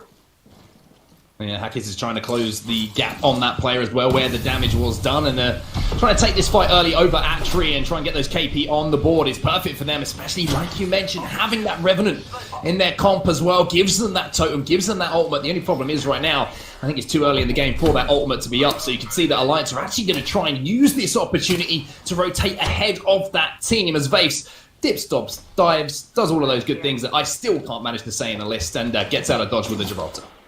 That's exactly right. Alliance looks like they're under some pressure right now from Fenerbahce, another team that dropped over by Tree. And again, one thing to keep in mind, this is the Super Regionals. I don't think we've talked about that enough here. We have multiple regions being combined. What that means is multiple regions, multiple scrim lobbies, or kind of scrim bubbles where people are used to different real estate that people occupy, where people drop early on, and maybe we'll avoid that, are being merged into one lobby. Hence why you see a lot more early game fights that we saw in Kings Canyon, and of course now in World's Edge as well, as Fenerbahce put some shots on Alliance early on, as Alliance was hunting another team early on. I just want to give a quick shout out to Kano as well. We saw in the little feature that we put together for the broadcast today. Give a massive shout out to everyone over at Liquipedia for everything they do for the Apex Legends Global Series. We would be nowhere without you. We love your stats. We love being able to track back all the tournament performances. And one team, obviously, that does have a tournament win under their belt is Alliance, who are kind of following on their journey and their rotation. You can see where that first circle is going to be around the Harvester area, I believe. It's actually very, very central to the map. Some of Trainyard, Fragment still involved. And I think the teams who are running that Pathfinder are going to have a little bit of extra information as to where that is going to be pulling. So Alliance here are going to have some difficult decisions to make. Yeah, follow the Pathfinder becomes a game. As soon as you see a team or a team comp with Pathfinder, you know that they know where the rotation is. You follow them, you should be in a decent spot. But a great call out here is Obviously, no Pathfinder on this Alliance squad. One thing I did notice about that is the ring. I think no matter where the ring ends up pulling in terms of final ring, there is a lot of landmass or this giant mountain in the middle of the map here. So I think you're going to see a scenario where one team is going to be trapped on one side of the mountain, either have to push through a choke point, or another team's going to be trapped on the other side of the mountain, as you see that right here. The next ring has almost 30-40% of it is landmass, which obviously makes a big difference in our late game circles. Keep an eye out for that. Hostile spotted. And there's going to be a lot of teams alive as well when we get to that final circle, where you see Fragment West, Fragment East, all involved in that next circle, the third circle going. And that means that there's a lot of room for these teams to move in, a lot of buildings, a lot of real estate, like we like to say, to be held down, multiple levels that can be held down in one building by 4 different teams. So it wouldn't be surprising here to see a lot of teams alive as we enter those final circles. Exactly right. Ad Hoc Gaming now, as we're following their journey, they started in Lava Fission and rotated all the way over towards Fragment now, so a strong rotation coming through from them early on. Meanwhile, on board SJ do it. They're currently in a fight, have high ground, that's a huge advantage in this 3-on-3 fight. It looks like it will pay off as they've got the damage in early. Can they capitalize? Can they finish the kill here? Yeah, no knocks so far, but there is a crack of a shield as Feedback manages to take down a fair amount of armor. And now Denze's moving in with that flatline, and the EVA 8 decides to queue out of this fight, though, to try and get some heals off. And in the meantime, one of his teammates has fallen here, John. Indeed, 2 players left for SJPQ. Now the third parties are going to come through as other teams hear the action underway. A second member goes down, and Tutu, as now last member alive is Denze. The limb's going to come through. Here comes the third party. You got to think it is looking bleak right now for SJP2. You don't want to get caught in a fight near Fragment because so many teams are center circle, so many teams have rotated, and that third party is inevitable. Yeah, this is a long way out, though. This is over by Lava Fissure at the moment, and you can see desperately trying to get out as that last player alive, using that portal to try and get away, but Outsiders are trying to chase him down. You can see Kada skipping in after him as well, and unfortunately here for Denze, everything that he put into that escape plan, well, they had the formula to combat that, and they take them down, and that'll be 3 KP on the board for them. That's a big 3 KP for Outsiders as well. One of our top 2 teams right now, as this has become kind of a 2-team race between Nasky, Strafe, and Dell and Outsiders. 3 KP to kick things off in game number 2 is certainly a good position, as now we're watching Ad Hoc Gaming kind of just having fun and trolling a little bit. Speaking of Fragment, they're actually in Fragment as 0-0 to pick up from the squad. Former member of the G2 Esports Apex team placed second, got a silver medal with Snipe Down as a pickup at the X Games last year. They 0-0. We know he is certainly capable. Now all 3 of them are certainly currently enjoying some greenery within Fragment. Yeah, oxygen supply is going to be good, right? You know, you got the greenery inside the building, and you're probably wondering why they're sat here and why they're not moving, right? They've got a good position on the map. They don't have a Watson, so they can't show presence here. They're trying to be quiet and laser someone who moves into that building. So Ad Hoc Gaming kind of working with their comp here and working with the situation that they found themselves in. But one team that does, of course, have a Watson in their comp is 303 Esports, who are set up on top of this large building just to the northwest of Fragment West, and you can see them now just trying to lay down some shots, but not the greatest armor across the board here. So although they've managed to find a pretty comfortable rotation, they're going to have to look to pick up some of these teams who might be rotating in a little bit late to pick up that loot. Yeah, well said. 303 did drop in Harvester, had to be quite the rotation over to Fragment, not too far, which is why they're able to be one of the teams that was able to occupy some real estate. Of course, that combined with the Watson means they're in a good spot. Big shout out, by the way, to the EMEF coach, community analyst for Apex Legends, who does so much for the community and knows all the info on European squads. He is a talent team's best friend here. We have all the intel on these teams. Meanwhile, Nasky, Strafe, who does drop in Fragment as well. That is a notorious drop of theirs. Currently well positioned. They haven't had to move much this game.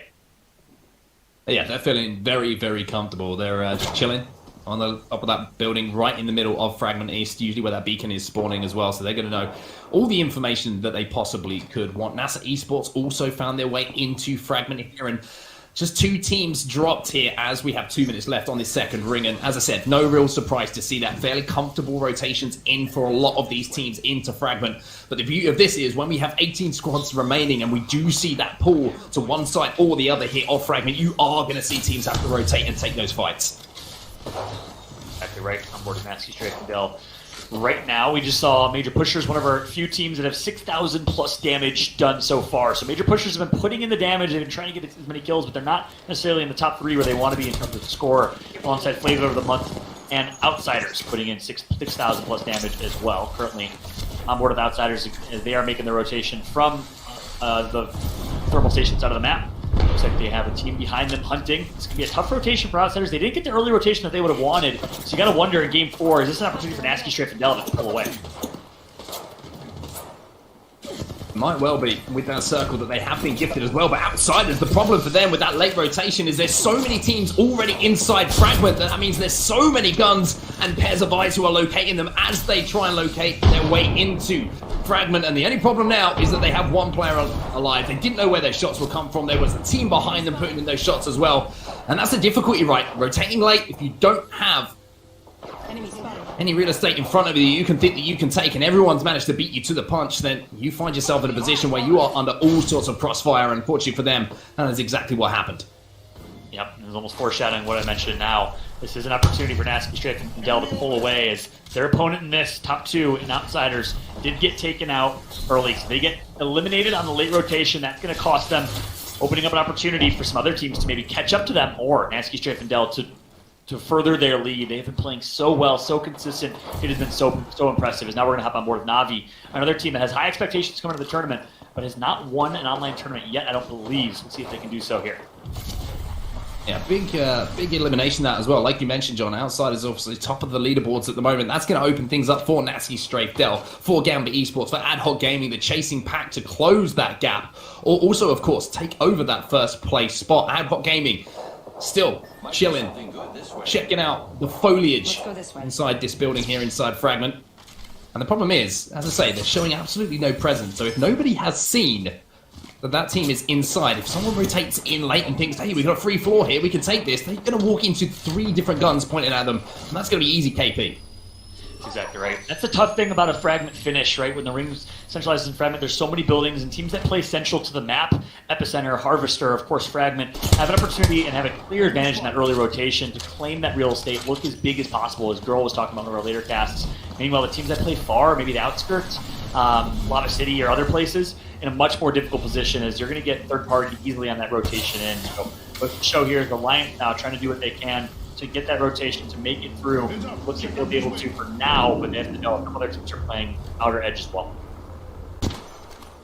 Alliance, as you say, making their way through that choke, picking up some KP along the way as well, as we see Gamers Origin now getting involved in some fight, and that's going to be Disbelief, I believe, is the last player to be dropped there, as we're going to be loop up and take what they can get as they make their wide late rotation in as well. And this is a case now where you see 16 squads remaining. And I don't think we're going to see too much fighting go down in this next circle. There's only 2 or 3 teams I see, and one of these teams BTX'd, who are going to have to make that late rotation in towards Fragment. So this is where the fights are going to go down, but I wouldn't expect them to be too devastating right here. It's when they have to go through that choke and overlook those teams are inside Fragment, like OS had to do a little bit earlier, that they could come under some serious damage. Yeah, speaking of serious damage, strong charge rifle damage being put up across the map here as we have 2 teams fighting over towards Trade Yard. As you mentioned, though, the rotations through the chokes towards Fragment is when the you think you're going to see some kills come through, or when these teams are going to be in a much more difficult spot. You wonder if one of these teams try and take this fight early on before being forced to take that choke, because it's going to be so hard for BTX to rotate, knowing there's a team behind them and knowing they're obviously rotating the team in front of them. Meanwhile, Flavor of the Month gets over Fragment. Flavor of the Month trying to avoid that silence, which they managed to do so. That means there's a Revenant just around the corner, and it looks like Taylor is going to try and use this portal to relocate his team inside of this 3-story to the east of Fragment. The problem is his teammates are getting down as Pierre goes down, the Pathfinder player. Noth manages to get away, and I just wonder if Pierre is going to be able to crawl to that portal and maybe be able to be revived, but not yet. Unfortunately, he's going to have to watch his teammate be finished off. So Flavor of the Month now down to a 2-man. And they're going to have to watch that portal as well for any teams who want to try and push on their location. That's a wise rotation and wise portal coming through from Taylor of Flavor of the Month. As soon as you see that Revenant ability, you recognize, hey, this is danger nearby. They're going to opt to reset, find a different location, and find some safety. Unfortunately, Pierre got taken out as a casualty on the way there. Meanwhile, as I did mention, they did choose BTX to fight this fight over in Train Yard, recognizing, hey, this rotation is going to be a lot harder. Let's take this safe fight, 3 versus 3 while we can, make rotation easier. And it's actually working out for them. Here comes the push. They have a Pathfinder, so they have mobility, and the wide open flank from Taxi 2G's to take out 2. Can he connect for the 3rd? No, his teammates are going to do so instead. A brilliant play coming from Taxi. The mobility and positioning of the Pathfinder proving true, and just like that, BTX, the kill leader, they're going to pick up a 3rd. They get the clean wipe here. The only problem is, as Fenerbahce Esports are the team who fall to the hands of BTX, is they have to make that rotation. The ring was closing. And as you can see it here, they're going to have to move pretty quickly, and I just wonder if they're going to actually have enough time to make it through this choke and get towards that next circle. It's not round 1 here, it's not round 2, it's round 3 of that ring closing, so massive damage is going to be done to BTX, and I just wonder if that was the smartest fight they could have possibly taken. Yeah, that is true. You think you want to take that fight to avoid the third party, but at the same time, you got to take it a little bit quicker. As long as they have enough heals, they should be okay to rotate. They probably pick up a lot of heals on the banners of those 3 opponents. And it looks like they should be okay on that rotation through. So a wise decision from BTX, and you'll see them on the minimap now. They are chilling in a decent spot. Well, sorry, not necessarily chilling, trying to get to a position where they can chill. They're going to be flanking Gamers Origin, though. I'm not sure if they realize it. Oh, boy. Yeah, they need to make their way in. They need to make their way in now as the Pathfinder is going to use his grapple. Is he going to make it in time? He does manage to just about get inside the circle. Baker going to be the last player alive, and Vex has gone down, and unfortunately, this is what I meant, right? The rotation, they just didn't give themselves enough time to get inside that next circle, and they've paid for it, and that, in my opinion, that's poor decision-making. Yeah, that's a tough situation to be in. They kind of gambled, rolled the dice a little bit with that fight early on, and it just did not happen fast enough. If they finished that fight 15 seconds earlier, 10 seconds earlier, they survive in that scenario. They will potentially survive because they still had to face the teams that they were rotating onto. So either way, tough situation to be in. Again, goes to show the importance of a Pathfinder, the importance of early rotations in getting that beacon and getting to the center circle, or where you predict the center circle to be early on. Instead, they did get some kills though, so that's going to help them quite a bit. Meanwhile, Natsuki, Strafe, and Dell looks like Natsuki were able to find themselves some better armor, and they're still posted in the same triple deck story building as they were early on, as they're just going to be playing for late game. And we had a farm damage as well with this charge rifle, and for Natsuki, Strafe, and Dell, the team who are sat in second place at the moment. The team who were first, they've been eliminated, and they have been blessed by the Apex Legends gods in this game as well, with the circle pulling the way that it has. Looks like it could be finishing just to the top of that bridge, just outside of the broken building, which is obviously just to their west at the moment, where there's a lot of teams, of course, set up. But speaking of set up, you've got 2 purples, you've got the blue on Strafe as well, you've got the charge rifle, loads of ammo to work with, and you've seen everything that is up top for them as well. They've got extra ammo, they've got everything they can possibly want. So this could well be a big game. But speaking of big fights that are going down, AHG are involved in one right now, and I think that Matafe just managed to pick up 1 kill on a player from Lazarus. Not done yet. Looks like a down's going to come through on a player from Major Pushers as well. So this Ad Hoc Gaming squad, who won our last game, are slowly working their way up the ranks, are looking... won 2 games the last game that we casted, are looking to continue here in game number 4. One member of Major Pushers, it's Cleve, that's taken out right now. In a 2 versus 3, I believe, against Ad Hoc Gaming. They're going to have to push to try and keep their teammate alive. Can they do it with success? You see Malaway trying to get through this little choke here. He's got a team who is trying to push as well, but he's actually made himself as difficult to kill as possible, using that caustic ultimate, getting that gas out and making sure the teams cannot be pushing him. And speaking of teams who are going to be pushing him, Major Pushers here, trying to hold this team out. The only problem is his armor's been dropped and he's going to have to retreat. And that team is Ad Hoc Gaming, who by the sliver of their teeth here are managing to stay inside of that circle. I want to see what the comms are like right now for Ad Hoc Gaming. They've managed to work their way in. Let's see what the comms are like. Okay, we should do it. They're also, I think, they're down to the courtyard. I'm holding. I think they're not inside. I saw them leaving. I think 3-1. They're right here, behind the wall. Guys, loot up right now. Loot up right now. Stabilize for a second. I mean, everything's We're in a really good position, boys, to win this. What? We have to. How long for dome? Oh, we are really good here. Yeah. 10 seconds. Therefore, I got What? We have to. Can you ult them? It's only 2 men. I think we kill them right now.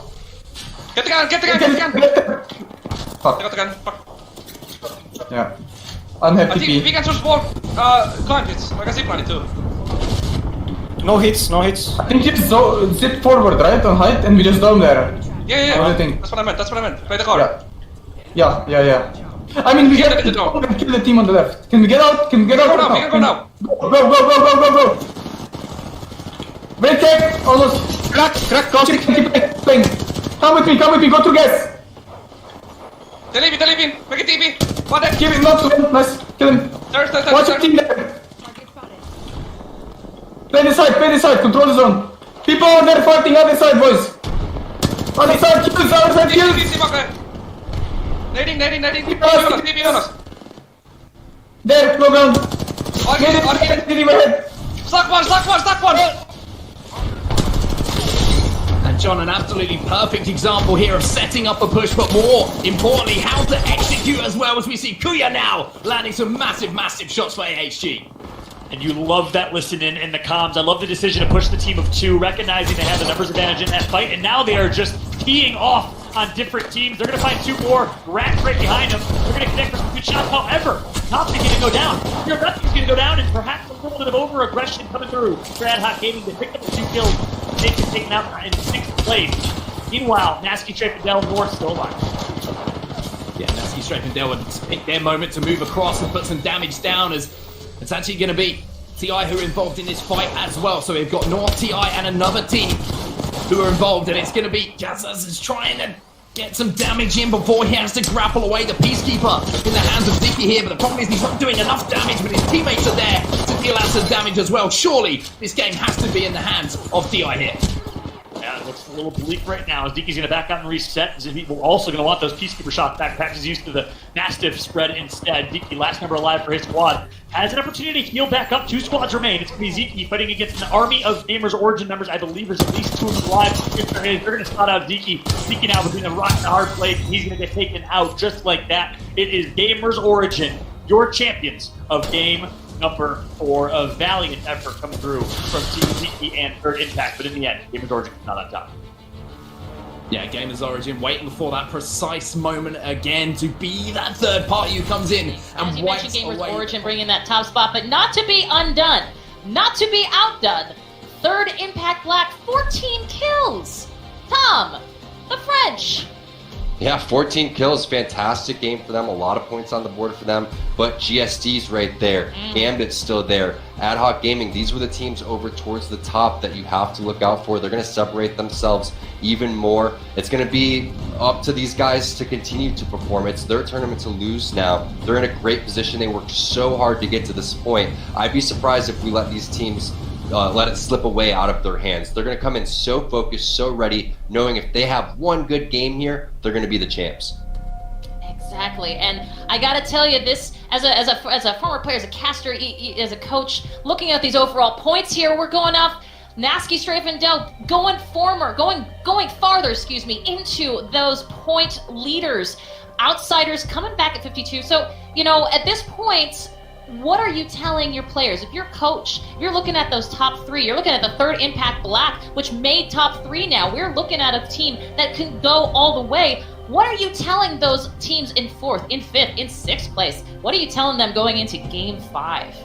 They know they need a big kill game, I guess you could say. They need 15 kills, 20 kills even, to go and do something here. Hopefully the circle rotations are in their side. They may need a little bit of luck as well, because look at how many points GSD and Outsiders have from the rest of the pack. 56 and 52. They are 16 points ahead of 3rd place, which is Third Impact Black. And keep in mind that GSD in the very first game, and the very first kills on Kings Canyon, they took out Third Impact Black. They gave them a 20th place finish. They got goose egg. They had 0 points, Third Impact TIB did in game number 1, and GSD maximized their points winning that game. So it's crazy to see them put that horrible game behind them. 1 and go 2 saw a battle of epic proportions, but games 3, 4, and 5 have started to tilt things strongly in the favor of GSD and Outsiders.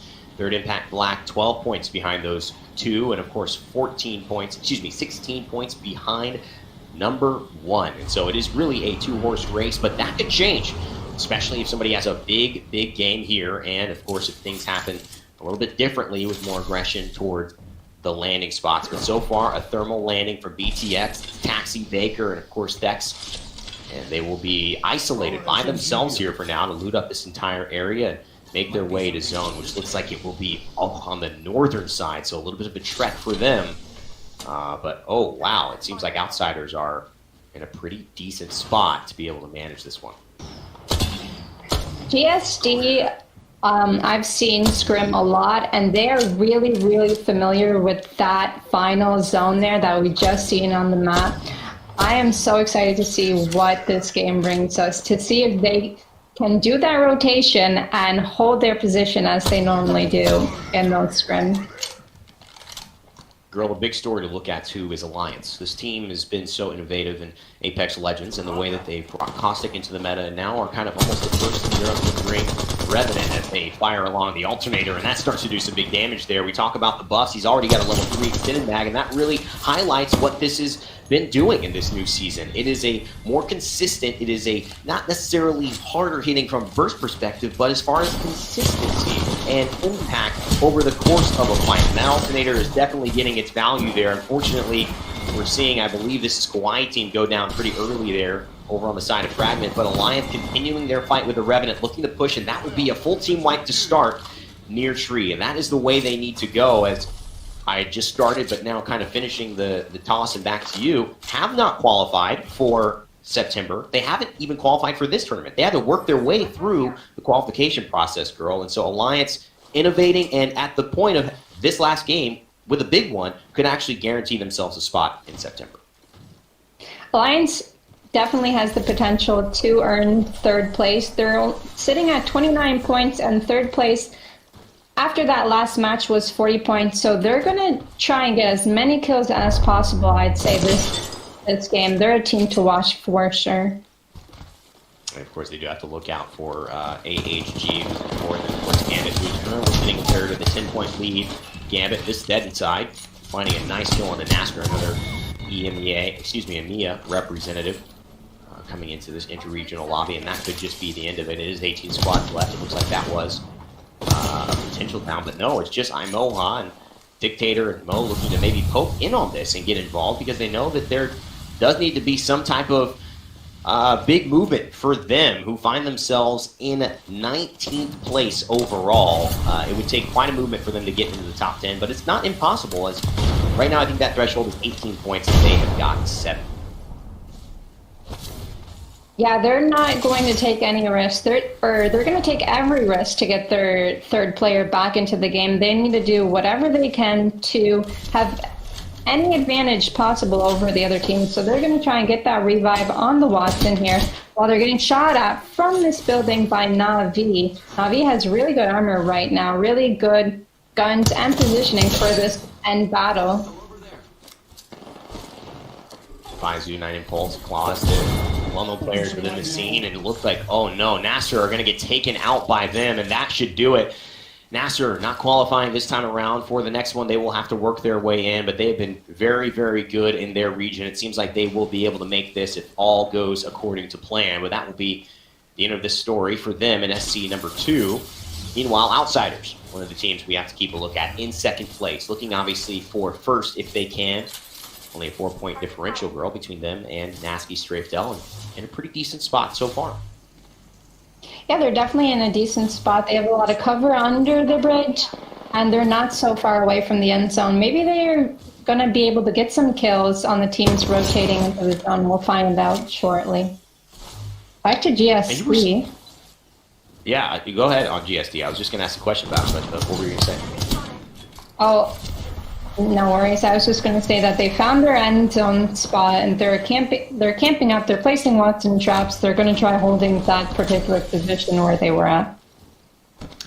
I think that's important to note as well, because we do see these teams, and you know, it was the same at the thermal ending, and it's been the same in so many different things. We see it in North America a ton as well. You know, rotating early, and you know, playing the edge is almost assuredly considered, unless you get really fortunate and maybe you just have a strategy around it, less advantageous, because you just have to work through more obstacles to get where somebody who's just sitting in the zone has to work through, and that is resulting in these teams trying to rotate as fast as possible. We've seen AHD play around this little caravan quite a bit, and they're getting poked out now. Kauai forced to battery out in the top A with the gold shield already, just kind of taking a higher landscape, just making sure that he gives his team space, not only that to scout, but also to really help apply pressure if need be on that rotation, as it was Lazarus who was actually poking, but now they seem to be content with holding just this little choke outside of the tunnel and not really pushing AHG any further.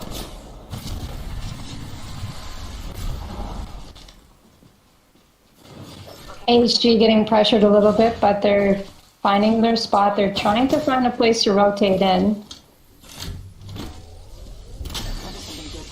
that rotation will be crucial as well. 17 squads. As Grill had mentioned, rotations important. Some teams already locking it down. Some teams trying to find their way into what is already a contested area. And you look at drill site here, see a zip-lining pathfinder. And they know, so the R301 sites are out and ready in aim down sights mode. Outsiders, though, still holding underneath that bridge. And now you see the push here. This is a big one. A team that could maybe make it to third, but this is going to be a big determining factor. This fight could actually do it all. Could they find themselves down? IPN, he's already fallen, and they both take the portal at the same time. Can he pursue this? It drops him down to the low ground as well, and now it seems like Alliance are going to lose faith.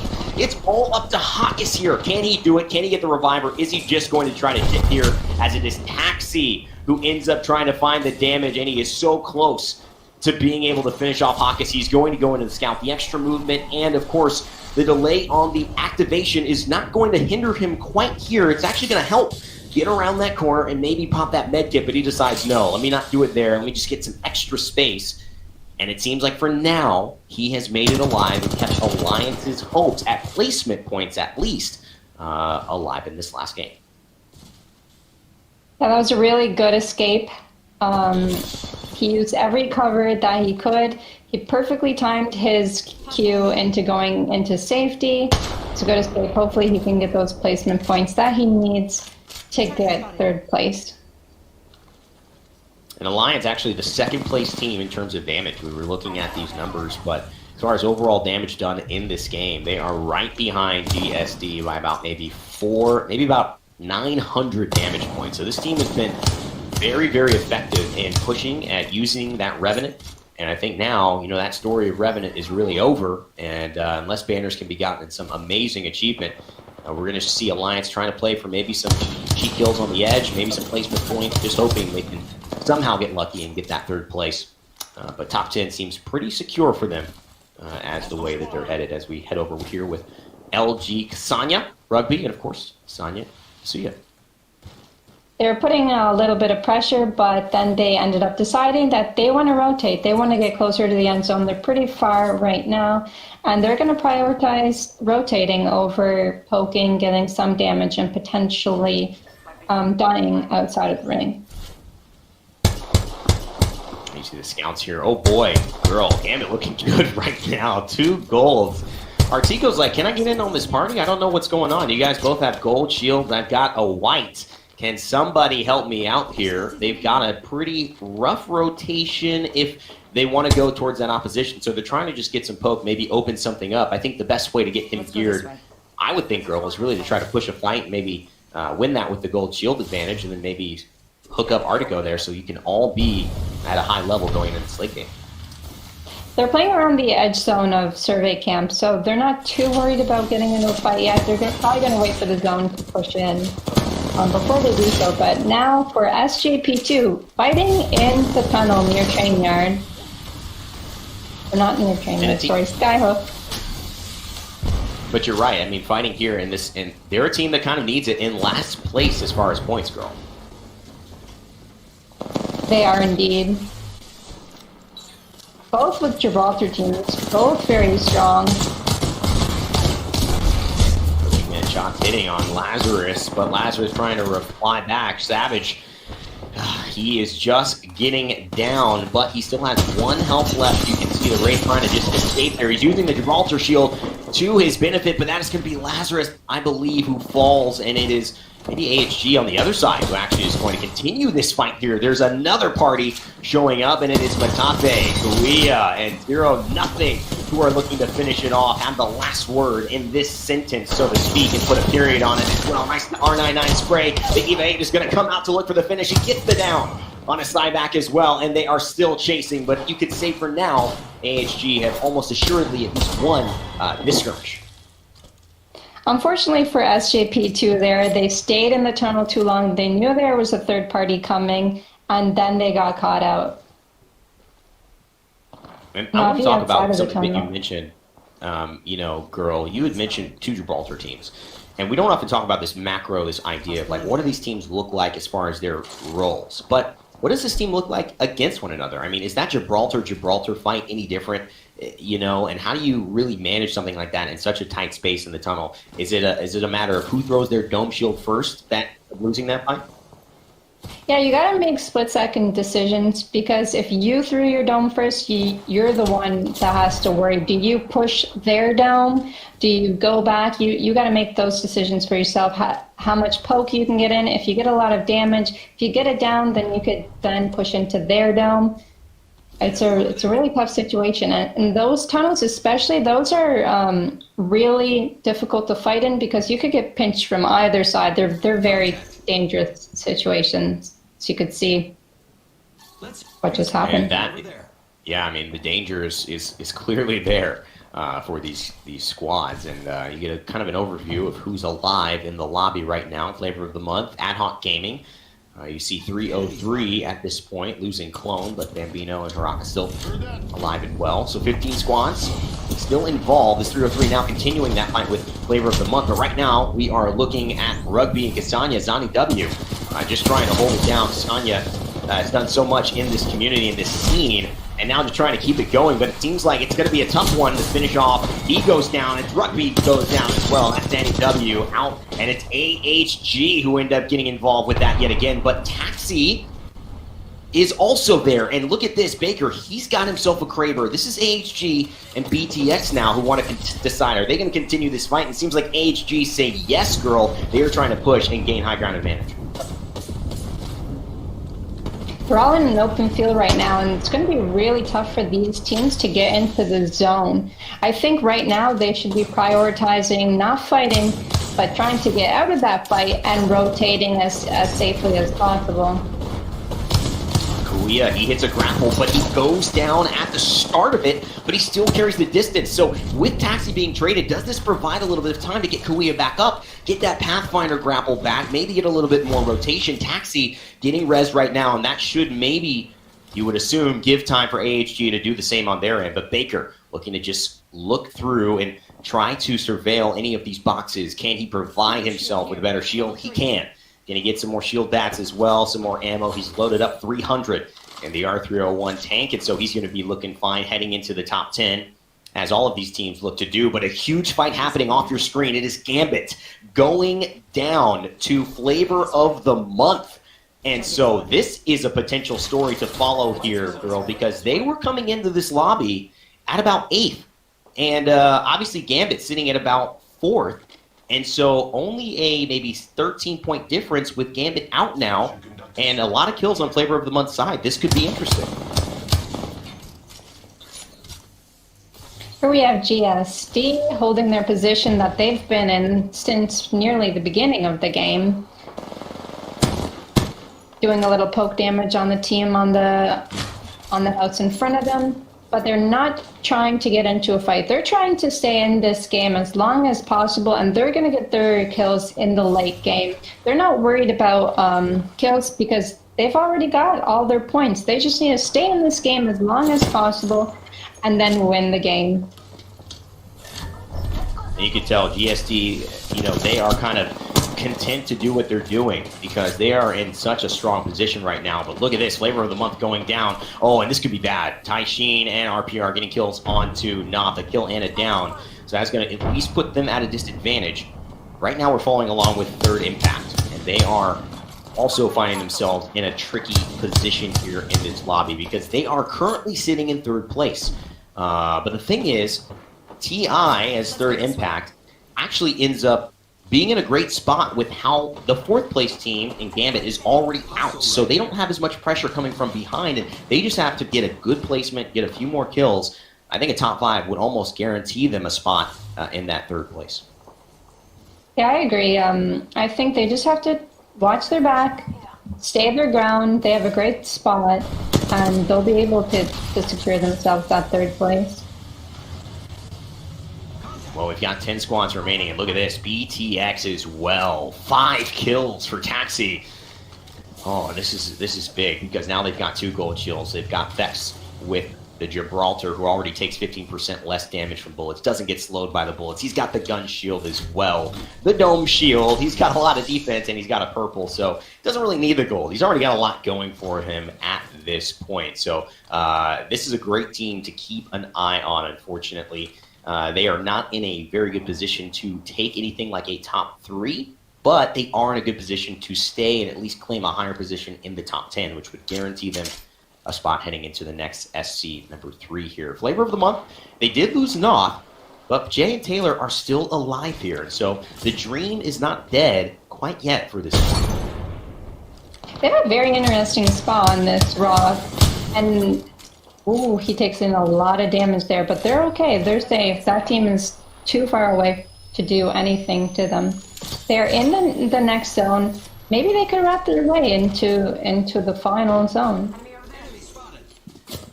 And I think here, they're getting pressured, but you can see Longbow is kind of geared out. They found the gold Longbow. They do have some range. They do have some poke, and I don't know if anyone's going to be willing at this point in the circle with only 9 spots left to really push up into that small crevice. You mistime your landing. You get exposed down to the bottom of the hill. It may not be Flavor of the Month that picks you off, but it could be another squad here as Navi are content to hold this house. They've found a lot of success through here. Another Sentinel with a Digital Doom. So he's got a little extra range on that, but he's trying to poke and pick off some of these kills for KP, and he's going to find it, and that's BTX. That too actually goes down. That is a huge pickup. And as you can see, Flavor of the Month in an awkward situation, trying to battle it out. Let's see what they have to say about their dream of trying to take third. De pushar, de Really pushar. good angles on this. Alla 3 crackade där nere. Alla 3. De är bakom på stenen, alltså norr. De sitter uppe på Det är här stenen. nere tror jag. Jag sprang hit. Uppe på den här. Den här.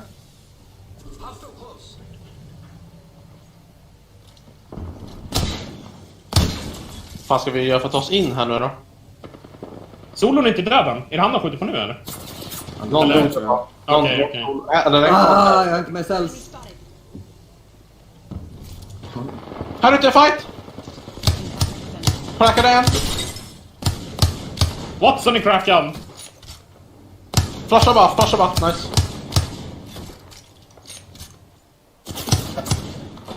Kom hit, jag lägger.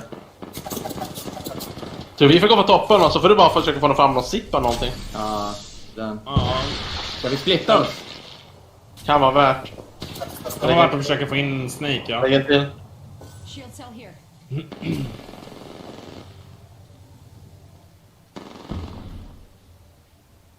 TPA, de som under oss.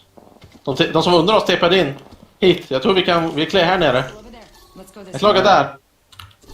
Fuck off Gambit! Jag kommer bara ner. De sippar. Vi kan gå hit. Kolla, Ni är inte i där dock. Gambit! Nu är det Jag nog! vill döda den andra. Okej, då är det ett annat lag.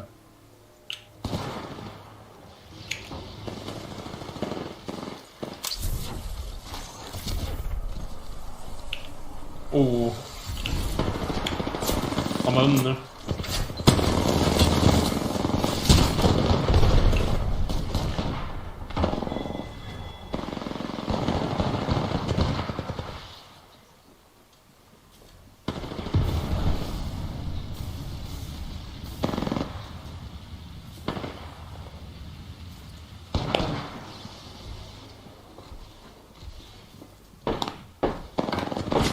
And you can smell the tension at this point in time. Taylor just trying to stay alive and not make a noise, because they were maybe not quite sure in the chaos where he ended up going. And you could tell Third Impact doesn't want to leave this spot. They're in a great position, and it's Outsiders who are fighting Gamers Origin. And you can tell Gambit was also in the way of Flavor of the Month. It seems like Third could be a little bit of a pipe dream now with just Taylor alive. We'll have to see. The R99 fully kitted as well, girl. And so Outsiders, they've been looking good this entire time. They are second place by only 4 points to GSP. If they have a big game here and continue to do so as the PK shots rain down. But no! Outsiders, they go down as well. And look at that. It is, oh my goodness, a huge play from Flavor of the Month. Taylor, who ends up finding a couple kills before he goes down. And that puts it back to 4 squads remaining. That could be huge. GSD has the end zone. They have the best spot. They've already gotten themselves into the end zone, so now they just have to defend everyone coming in. They have a really good chance to win this game. And that would secure first place. That would obviously secure them a top 3 position, which is what they are aiming to do. Remember, Gambit, Dead Inside, Outsiders, the 3 who have qualified for September. Will it now be GSD who can do the same thing? They are first in the lobby so far. They are trying to contain that first place, and they're going to take out Third Impact as well as Impe from Gamers Origin as well. They have high ground, and they have the confidence, and in just a moment, a big down, will they have their ticket to the playoffs? They will. Nasky Strafedel are the winners of the lobby, and they take first place here, and that would guarantee them a spot in September. GSD with some huge performances overall on the day, and they definitely deserve that one, girl. An amazing performance. Actually, Nasky once told me, all you need to do in this game is practice. Practice those rotations, practice those end zones, and you'll have it in a split second. And they did just that. They took all the practice they've done. I'm taking a look kill count-wise, and it looks like Flavor of the Month coming in at number 7, but BTX, let's go down to them. They brought in 18 kills. It's just one more mention of how kill points and placement points not the same, and how we need to do some math in order to make sure you're at the top of these standings, right, Tom?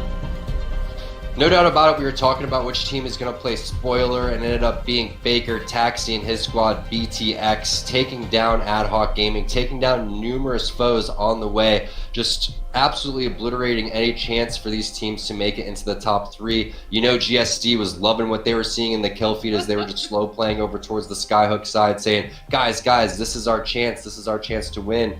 And they were able to implement the strategies and take the victory. But Gamers Origin coming out with 2 amazing games in game number 4 and game number 5. We touched base on Flavor of the Month, how fantastic they were. And Third Impact Black, remember, they had 0 points in game number 1. GSD wiped them out completely. They were able to work their way up the leaderboard as well. So really great job from all the teams involved.